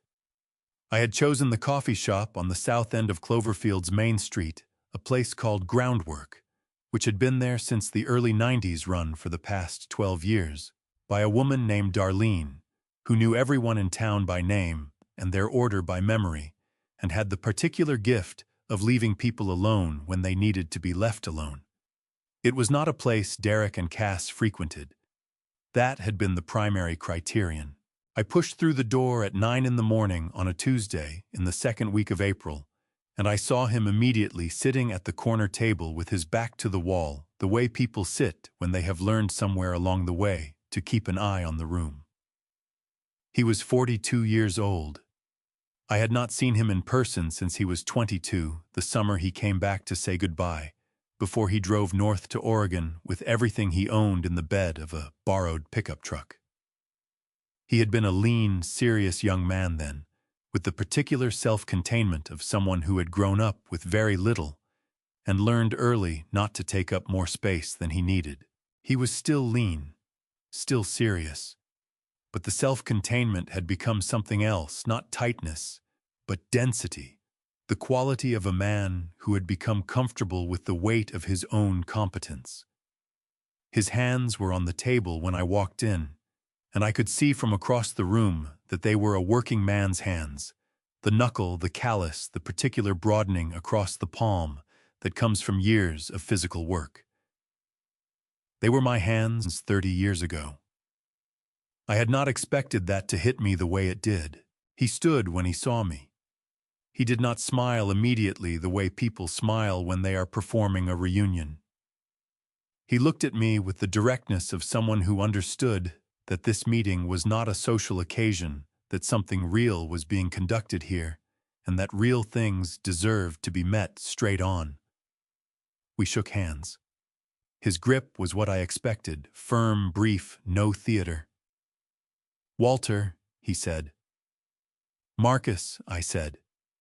"Sit down." We sat. Darlene brought coffee without being asked. She had seen me come in and knew what I drank, and she brought 2 cups, which told me she had clocked the situation and understood this was not a conversation that needed interrupting. I was grateful for that. I was grateful in that moment for every person in my life who had the sense to know when to step back. Marcus wrapped both hands around his mug. He looked at me across the table with an expression I needed a moment to identify, because it was not one I had been seeing much of lately. It was respect. Simple, unperformed, the kind that does not announce itself. "Gloria explained the situation," he said. "I want to hear it from you." So I told him. I told him everything from the beginning, from the Tuesday evening Derek called, and I felt something open in my chest that I had mistaken for hope. I told him about the recording and the investors and the email with the line about Q3. I told him about the West Block and the renderings and the red outline over the vines Margaret had planted.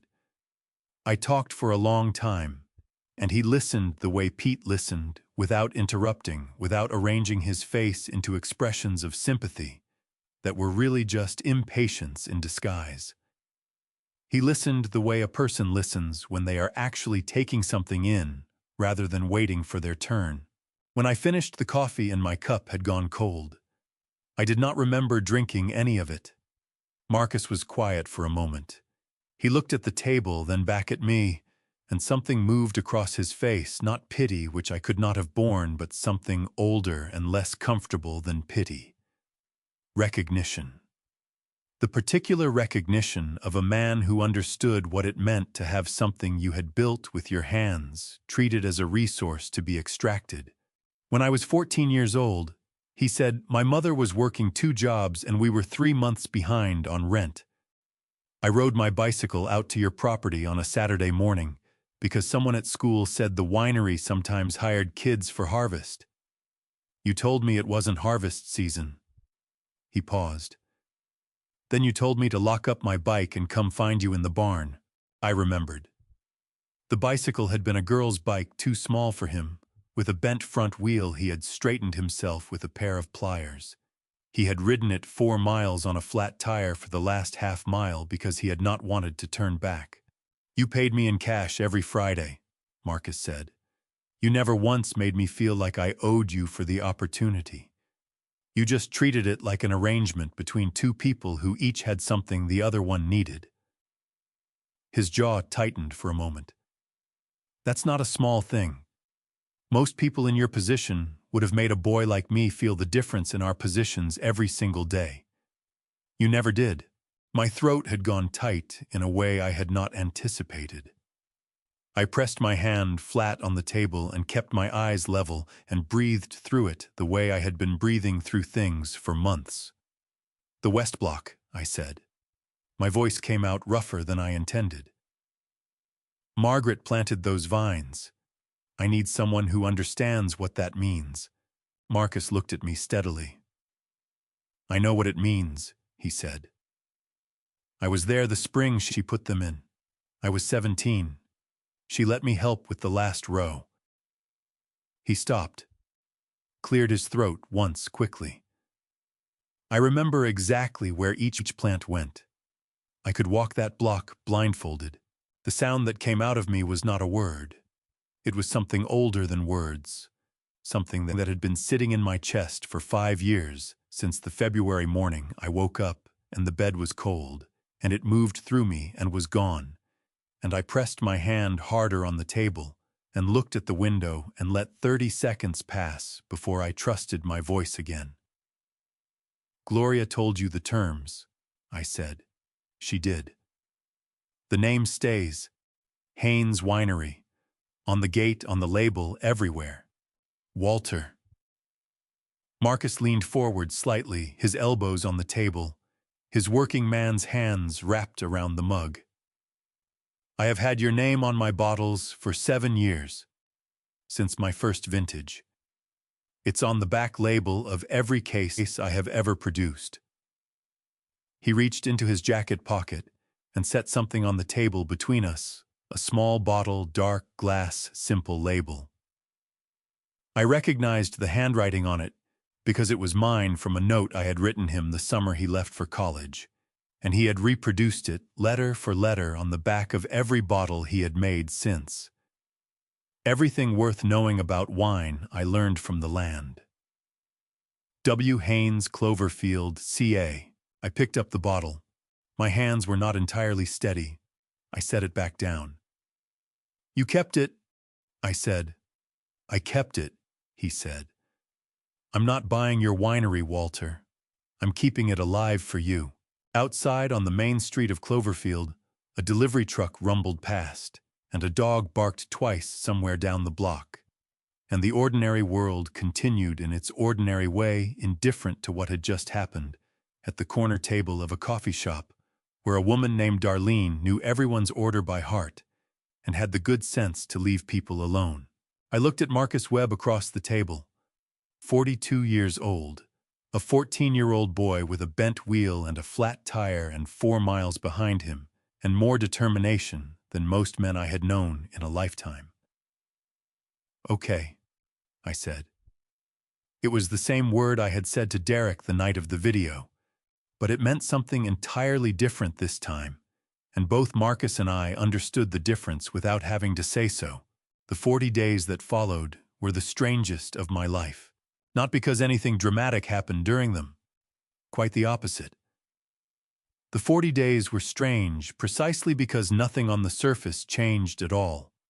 I woke at 5:15, walked the rows, ate breakfast, worked the property, ate dinner with Derek, and Cass answered their questions about the upcoming harvest projections and the barrel rotation schedule, said goodnight, went to bed.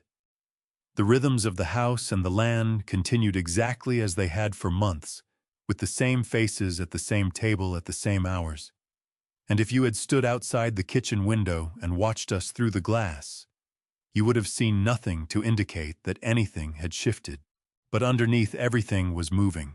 Gloria filed the paperwork with the title company the week after my meeting with Marcus. The title search on the property took 8 days, a standard process in California, whereby a licensed title company examines the chain of ownership going back through all recorded transactions to confirm that the seller holds clear title and that no liens, encumbrances, or competing claims exist against the property. In my case, the search was straightforward.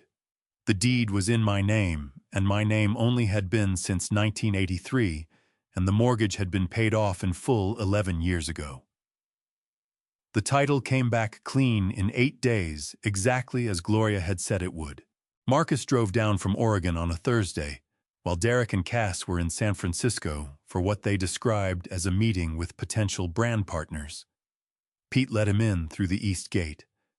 I met them both at the edge of the west block, and the three of us walked the property for 2 hours, every row, every block, the cave, the barn, the equipment shed. Marcus moved through the vines the way I moved through them, with his hands out reading the wood, stopping to crouch at the base of an old trunk and press 2 fingers into the soil the way I had taught him 20 years ago. At the west block, he stopped for a long time. He stood at the corner post, Margaret's post, and looked down the rows without speaking. His jaw worked once. Then he turned to Pete and said, "What's the water situation on this block in August?" Pete told him. They talked irrigation for 10 minutes, 2 men who understood the land they were standing on, and I stood back and listened and felt something in my chest that I recognized after a moment as the specific relief of watching something you love pass into hands that deserve it. We signed the purchase agreement that afternoon in Gloria's office. Marcus had arranged financing through an agricultural lending institution in Portland, a standard commercial real estate loan secured against his existing Oregon property and the projected revenue of the acquisition. The agreed purchase price was $6.2 million, a figure Gloria had negotiated over 3 weeks of quiet back and forth that I had deliberately stayed out of because I trusted her judgment and did not want the number to become the point. The point was never the money. Gloria walked us through each page of the 41-page document, pausing at the conditions of sale to read the relevant clause aloud and confirm that both parties understood its terms. The clause read, "Buyer agrees to maintain the trade name Haynes Winery in perpetuity on all product labels, signage, and public-facing materials associated with the property and its operations." Marcus signed without hesitation. I signed beside him. Gloria notarized both signatures and told us she would file the deed transfer with the Sonoma County Recorder's Office within the week. The transaction would be a matter of public record at that point, recorded permanent, irreversible. I drove home in the late afternoon, with the sun dropping behind the western ridge, the valley going gold the way it did at this hour in May, and I felt for the entire 40-minute drive something I had not felt in a year and a half. Not happiness exactly. Something quieter than happiness and more durable. The feeling of a man who has done the thing that needed to be done. At home, Derek was back from San Francisco, flushed and energetic, talking about the brand partners meeting over dinner with the enthusiasm of a man who believed the story was still unfolding in his favor. He described the partner, the projections, the opportunities. He used the word "we" 17 times. I counted because counting gave me something to do with my hands, while I sat across from him and listened and said the things a man says at dinner. Yes, that sounds interesting. Tell me more, pass the bread. Cass watched me across the table with the particular attention she always brought to my face. Reading it, the way she read everything for information, for advantage, for the gaps between what I said and what I meant. She was good at that. She had always been good at that. But there was nothing in my face that evening for her to find, because I had spent 40 years learning to read weather and 40 years learning not to show it. And I was in this particular moment as closed as I had ever been. After dinner, I went to the barn.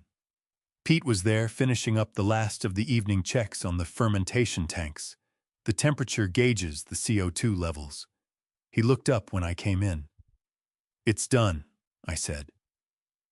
Pete set down his clipboard. He looked at me for a moment with the expression of a man absorbing news he has been waiting a long time to receive. "Gloria filed," he said. "Files with the recorder's office this week. It'll be public record by Thursday." Pete picked up his clipboard again, wrote something on it, put it back on its hook. Then he turned to me and said, "Derek's planning a party. Did you know that?" I had not known that. "What kind of party?" "A big one. He told Roy at the feed store yesterday that he's planning a public announcement event at the property, end of next month, inviting press investors the whole valley." Pete's voice was carefully level. "He's going to announce himself as the new owner of Haynes Winery." I stood in the barn in the evening light, between the fermentation tanks and the barrel racks on the floor. I had swept 10,000 times under the roof I had repaired with my own hands after the storm of 2017 took out the northeast corner. I thought about Derek standing at a microphone in front of the valley, announcing a thing that was no longer true. I thought about Gloria walking in with a 41-page document and a deed transfer filed with the Sonoma County Recorder's Office. Something moved through me that I had not felt since I was a much younger man, standing in a field I had just bought. For more money than I had any business spending, looking at the first rows of vines Margaret and I had strung together on a Saturday in October, with borrowed wire and second-hand posts. It was not anger.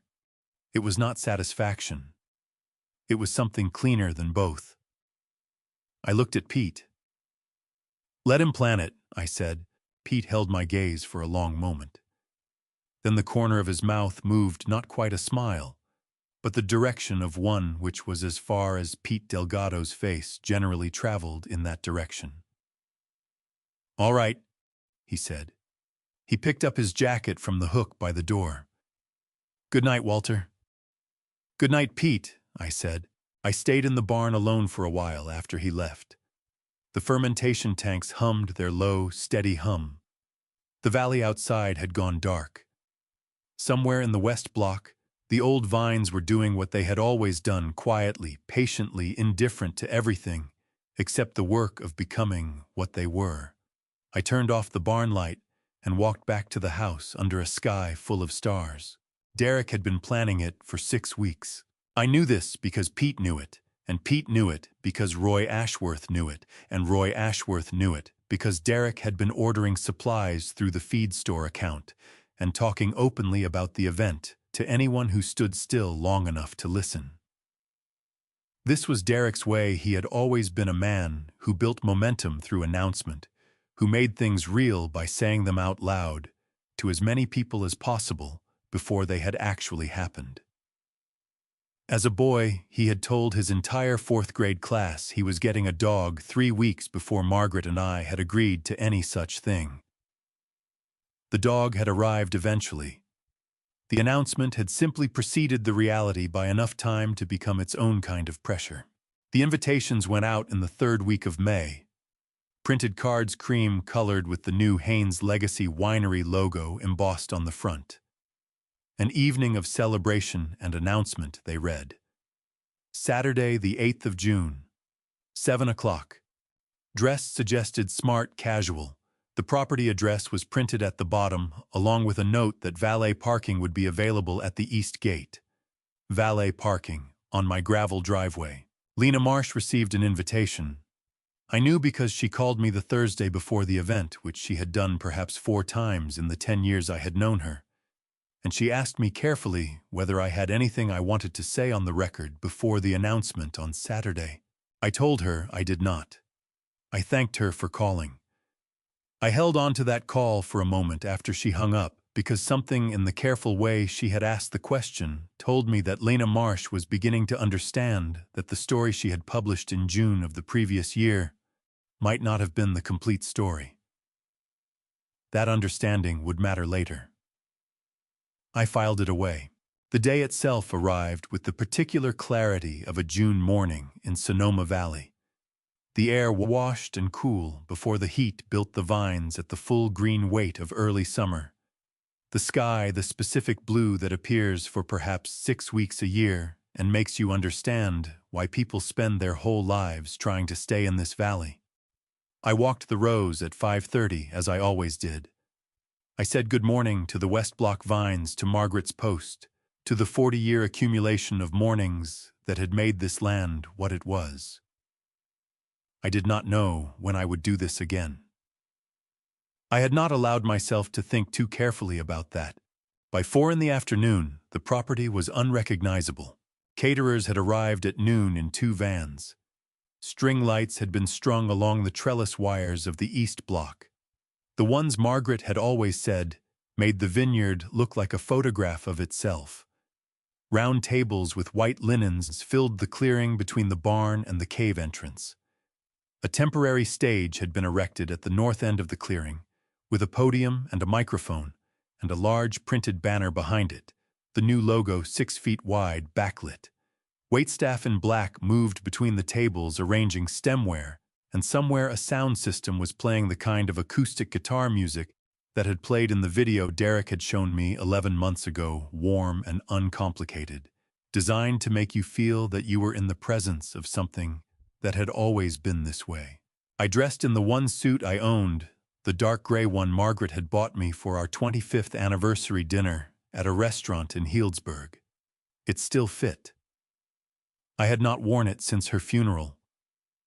I stood in front of the bathroom mirror for a moment, looking at the man in it, and thought that Margaret would have had something to say about the occasion. Something dry and precise that would have made me laugh despite everything. I could not quite hear what it was. I had been losing the sharpness of her voice for years, the specific rhythm of her sentences, and the loss of it was its own kind of grief, quieter than the first grief, but no less present. The guests began arriving at 7. I counted 73 people by 7:30, investors, press neighbors, industry contacts, the county supervisor, who had been photographed with Derek twice in the past month. 2 people I recognized from the Gazette. Lena Marsh arrived at 7:15 with her notebook and her camera, and positioned herself at the edge of the gathering where a good reporter positions herself close enough to see everything, removed enough to see it clearly. Pete was already there. He had arrived at 6 in his good shirt, the blue flannel one Rosa had given him for Christmas, and he had taken a position near the barn door that gave him a clear line of sight to the stage, to the east gate, and to me. We exchanged a look across the clearing. Nothing more was needed. Marcus had driven down from Oregon the previous afternoon. He was standing at the far edge of the gathering near the entrance to the cave, in a dark jacket I had not seen before. He was holding a glass of wine he had not drunk. He looked like what he was, a man waiting for the right moment, patient in the way of someone who has learned that the right moment always comes if you do not rush it. Derek took the stage at 7:45. He was good at this. I want to be fair about that, the way I had tried to be fair about the first 3 weeks, because fairness is the only thing that keeps a record honest. Derek Haynes was a gifted public speaker, warm, fluent, capable of making a room of strangers feel included in something. He thanked the guests for coming. He talked about legacy and stewardship and the responsibility of carrying something forward. He told a story about his childhood in this valley, about growing up between these vines, about the moment he realized he needed to come home. The room was attentive. Several people were smiling. An investor near the front nodded along with the rhythm of Derek's sentences, the way people nod when they are hearing what they came to hear. I sat in the front row in a chair that had been placed there for me, and I watched my son command a room the way he had always been able to command a room, and I felt the full, complicated weight of that, the pride that does not disappear just because it is accompanied by grief, the love that does not stop being love just because it is also a wound. Derek reached into his jacket pocket and produced a sheet of paper. He looked down at it, then up at the crowd, and he smiled the wide, certain smile of a man about to say the thing he has been moving toward for a very long time. "Tonight," he said, "I am proud to announce the East Gate opened." Gloria Trent walked in at a pace that was neither hurried nor slow, the pace of a woman who had decided exactly how much of the room's attention she intended to claim, and was claiming precisely that amount. She was carrying a leather document folio under one arm. She was dressed in the dark blue suit she wore to court. She walked to the edge of the stage and stopped. The room shifted. The particular quality of attention changed the way it changes when something unscripted enters a scripted space. "I apologize for the interruption," Gloria said, and her voice carried to every corner of the clearing, without effort, the voice of a woman who had spent 30 years making herself heard in rooms that had not always wanted to hear her. "My name is Gloria Trent. I am an attorney licensed to practice in the state of California." She opened the folio. "I have a document here that I believe is directly relevant to this evening's announcement, and I think it is important that it be shared with everyone present before any further announcements are made." Derek's smile had not moved. It was still on his face, but it had stopped being a smile. It was a shape now held in place by the muscles around it, while the rest of his face tried to understand what was happening. Gloria lifted the first page from the folio. "This is a recorded deed transfer," she said, "filed with the Sonoma County Recorder's Office on the 14th of May, 2024. It documents the legal sale of the property known as Haynes Winery, located at this address, from Walter James Haynes, sole owner, to Marcus David Webb." She looked up from the page. The transaction was completed 6 weeks ago.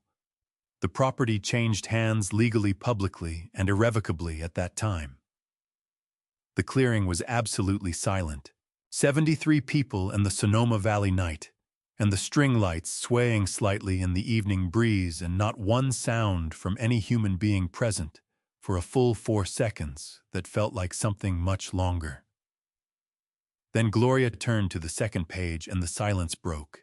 The second page was a summary of the forged distribution contract. Gloria did not read every line. She did not need to. She read the date the parties named, the terms of the exclusive agreement. And then she read 4 words that landed in the clearing, like something dropped from a very great height, signed without owner's consent. She explained in the same measured cadence she had used throughout that under California law, a contract executed by means of forgery carries no legal weight, that the agreement with Meridian Beverage Group was void from the moment it was created, and that any party who had represented this contract as valid to investors, distributors, or lenders had done so without legal basis. She closed the folio and stepped back. The silence that followed lasted approximately 2 seconds. Then Cass broke it. She did not shout. That was the thing I would remember most clearly, that Cass Haynes, in the moment her entire architecture collapsed around her, did not raise her voice. She spoke with the same controlled precision she brought to everything. But the content of what she said, delivered in that reasonable tone, was the most unreasonable thing I had heard in 40 years of listening to people explain themselves. She turned to Derek. She took one deliberate step away from him, a physical separation that was also a declaration, the kind that cannot be walked back. And she said clearly enough for every one of the 73 people in that clearing to hear without straining. This was all his idea, every part of it. I raised concerns from the beginning. I just supported him because he was my husband, and I believed he knew what he was doing. Derek turned to look at her. His face had the particular quality of a man who has just discovered that the ground beneath him was never ground at all. His mouth opened and closed once without producing a sound. His jaw moved the way it moved when he was a boy, and someone had caught him in something he thought he had hidden well enough. So the rebranding was his decision. Cass continued, her voice gaining the smooth momentum of a prepared statement she had been holding in reserve.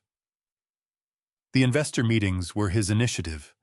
I had no knowledge of any contract irregularities. If there are legal issues here, they originate entirely with decisions Derek made without my full awareness. From somewhere in the crowd came a sound, not quite a gasp, but the collective intake of breath a group makes when it witnesses something it was not prepared to see and is not sure it should have seen. Lena Marsh's pen was moving. I did not need to look at her. I could feel it from 20 feet away. Derek found his voice. It came out stripped of the fluency that had carried him through the previous 45 minutes. Cass. Just her name. One word containing 20 years of a marriage arriving at its actual nature in front of 73 strangers and a journalist with a notebook. Cass did not look at him. I stood up from my chair in the front row. I did not move quickly. I was 68 years old, and I had learned a long time ago that the most powerful thing a person can do in a room full of noise is move slowly with absolute certainty about where they are going. I picked up my jacket from the back of the chair, put it on, buttoned the middle button the way Margaret had always said a jacket should be worn. Then I looked at Derek, who was still at the edge of the stage with the expression of a man whose story had ended without his permission. You photographed every room of this house, I said, before you unpacked a single box. I looked at Cass. She met my eyes with the composure of someone who had not yet fully understood that composure was no longer useful. And you let her. I looked back at Derek. I gave you every morning I had. I did not give you the right to plan what came next for me while I was still standing here. Derek's jaw worked. Dad, I raised you to build something of your own, I said. I want you to go do that. I picked up my glass. The 2019 Reserve Zinfandel mine opened before any of them arrived and finished what was left in one slow, deliberate swallow. Set it down on the white linen without a sound. I walked toward the east gate. The crowd parted. Pete fell into step beside me. He pushed the gate open, and we walked through it together, out onto the gravel road under the eucalyptus windbreak that had been there since before I arrived. His truck was 20 yards down. We walked to it in the warm June night. He unlocked it. We got in. He started the engine and pulled out onto the road without asking where I wanted to go. He already knew. I wrote it the morning after. I sat at the small desk in the room Pete and Rosa had given me, the guest room of their house 2 miles down the valley road, where I had slept better than I had in 18 months, and I wrote by hand on plain white paper the way I had always written things that mattered. The letter was not long. I had never believed that important things required many words. When Derek and Cass arrived at the locked gate and found no one to let them in, when they called and received no answer, when they finally drove to the property manager Gloria had designated and were directed to a certified envelope, this letter was everything they found. It told them their belongings were in a climate-controlled storage unit in Santa Rosa, that Gloria held the access code, that 3 months of rent had been paid on a furnished apartment in Cloverfield if they needed time to make other arrangements. It told them that any further communication should go through Gloria's office. At the bottom below, the typed information Gloria had prepared, I wrote one sentence in my own hand. I didn't sell because I needed the money. I sold because this land deserves better than what you would have made of it. That was all. No explanation, no argument, no invitation to respond. Just the truth in my handwriting on plain white paper. That was the only thing left for them. Gloria mailed it certified on a Monday. Derek called my phone 11 times that week. I let every call go to voicemail. His messages moved through confusion, then anger, then something that sounded like grief, but had the texture of a man mourning a loss, rather than a wrong he had committed. 6 weeks later, Derek came to Pete's house. He sat across from me at Pete's kitchen table and he said he was sorry. His eyes were red and his voice cracked once on the word sorry, and I believed that the pain was real. I believed it the way you believe that a person is genuinely hurting, while also understanding that the hurt is for themselves and not for you. Then he said, "You never thought about what I needed, Dad." I looked at my son for a long moment. "I thought about what you needed every day for 41 years, I said. "The fact that you can sit here and say that tells me everything I needed to know." He left without another word. I watched his car disappear down Pete's driveway, and I felt the full weight of it, not anger, not satisfaction. Just the particular sorrow of a love that had been exactly what it was, and nothing more. Lena Marsh's article ran on a Thursday in the third week of September. She had spent 2 months on it. I knew because she had called me 3 times to verify details, dates, names, the specific language of the deed, transfer the timeline of the rebranding. She was doing what a careful journalist does when she understands that the story she is writing will correct a story she wrote before, which requires more precision and more honesty than the original ever did. The headline read, "The Real Story Behind Haynes Winery and the Son Who Came Home for the Wrong Reasons." By the following Monday, the Cloverfield Gazette had received more letters to the editor than in any week in its 62-year history. Roy Ashworth told Pete who told me. I did not read the letters. I did not need to. Marcus called me on a Wednesday morning in early October. Harvest had begun the previous week, the first picking under his ownership the estate Zinfandel from the East Block, 30 tons across 2 days in the September heat. His voice on the phone carried the particular exhaustion and aliveness of a man in the middle of harvest, which is the best state a winemaker can be in. "The West Block vines are ready," he said. "Margaret's Block. I'd like you to be here when we pick them." I drove out the following Saturday morning. Marcus met me at the gate, the same iron gate, the same stone pillars, but the sign above it had been changed. The new one read, "Haynes Winery Est, 1983. Stewardship Marcus Webb." My name was still there. First. Largest. Where it had always been. Pete had placed the old wooden chair back in its corner of the barn, exactly where it had lived for 11 years, angled toward the door with a clear line of sight down the main row. I stood in the barn doorway and looked at it for a long moment. Then I went and sat in it. Wrapped both hands around my coffee mug. Looked out at the vines in the October light. Marcus came to the barn door at 7:30 with 2 glasses and said nothing, which was exactly right. I reached into the inside pocket of my jacket and took out the bottle I had carried from Pete's house that morning, wrapped in a dish towel, handled the way you handle something that cannot be replaced. The label was handwritten in Margaret's script, faded now, the ink gone pale at the edges, but legible if you knew what you were looking at. First Harvest, 1987. Below that, in smaller letters, her initials, M.E.H., Margaret Eleanor Haynes. I had kept 2 bottles. I had opened the first one the night she died, sitting alone in the kitchen at 2 in the morning, because I had needed something of hers in the room with me, and that was what I had.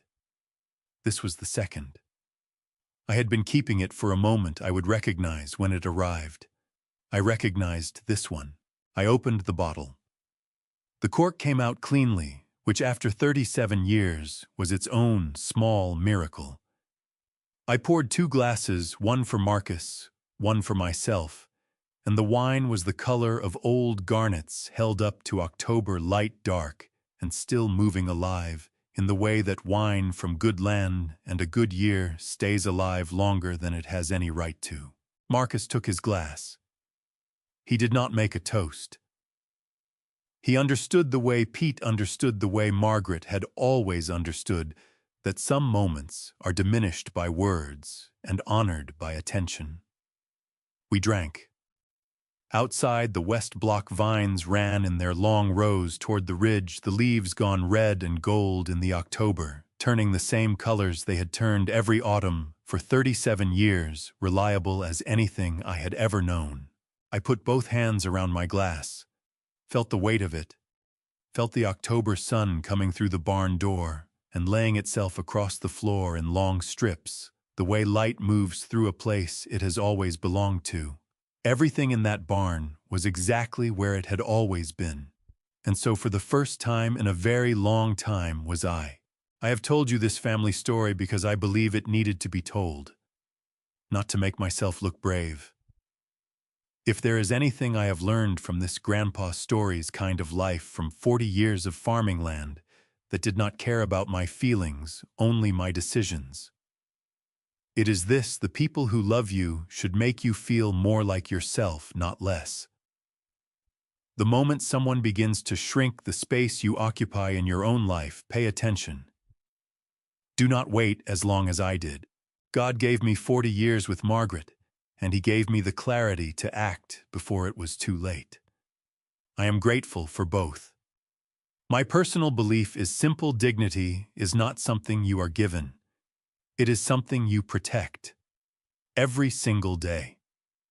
This has been a Grandpa Stories chapter of my life I will carry quietly. It is a family story I hope you never have to live, but if you recognize pieces of it, trust what you know. If this family story reached something in, you leave a word in the comments. Share it with someone who needs to hear it. And if you have not yet subscribed, there are more stories coming that I think are worth your time. Thank you for staying until the end. The stories ahead contain some fictional elements created for reflection and understanding. If that is not what you are looking for today, no hard feelings. Choose what serves you best.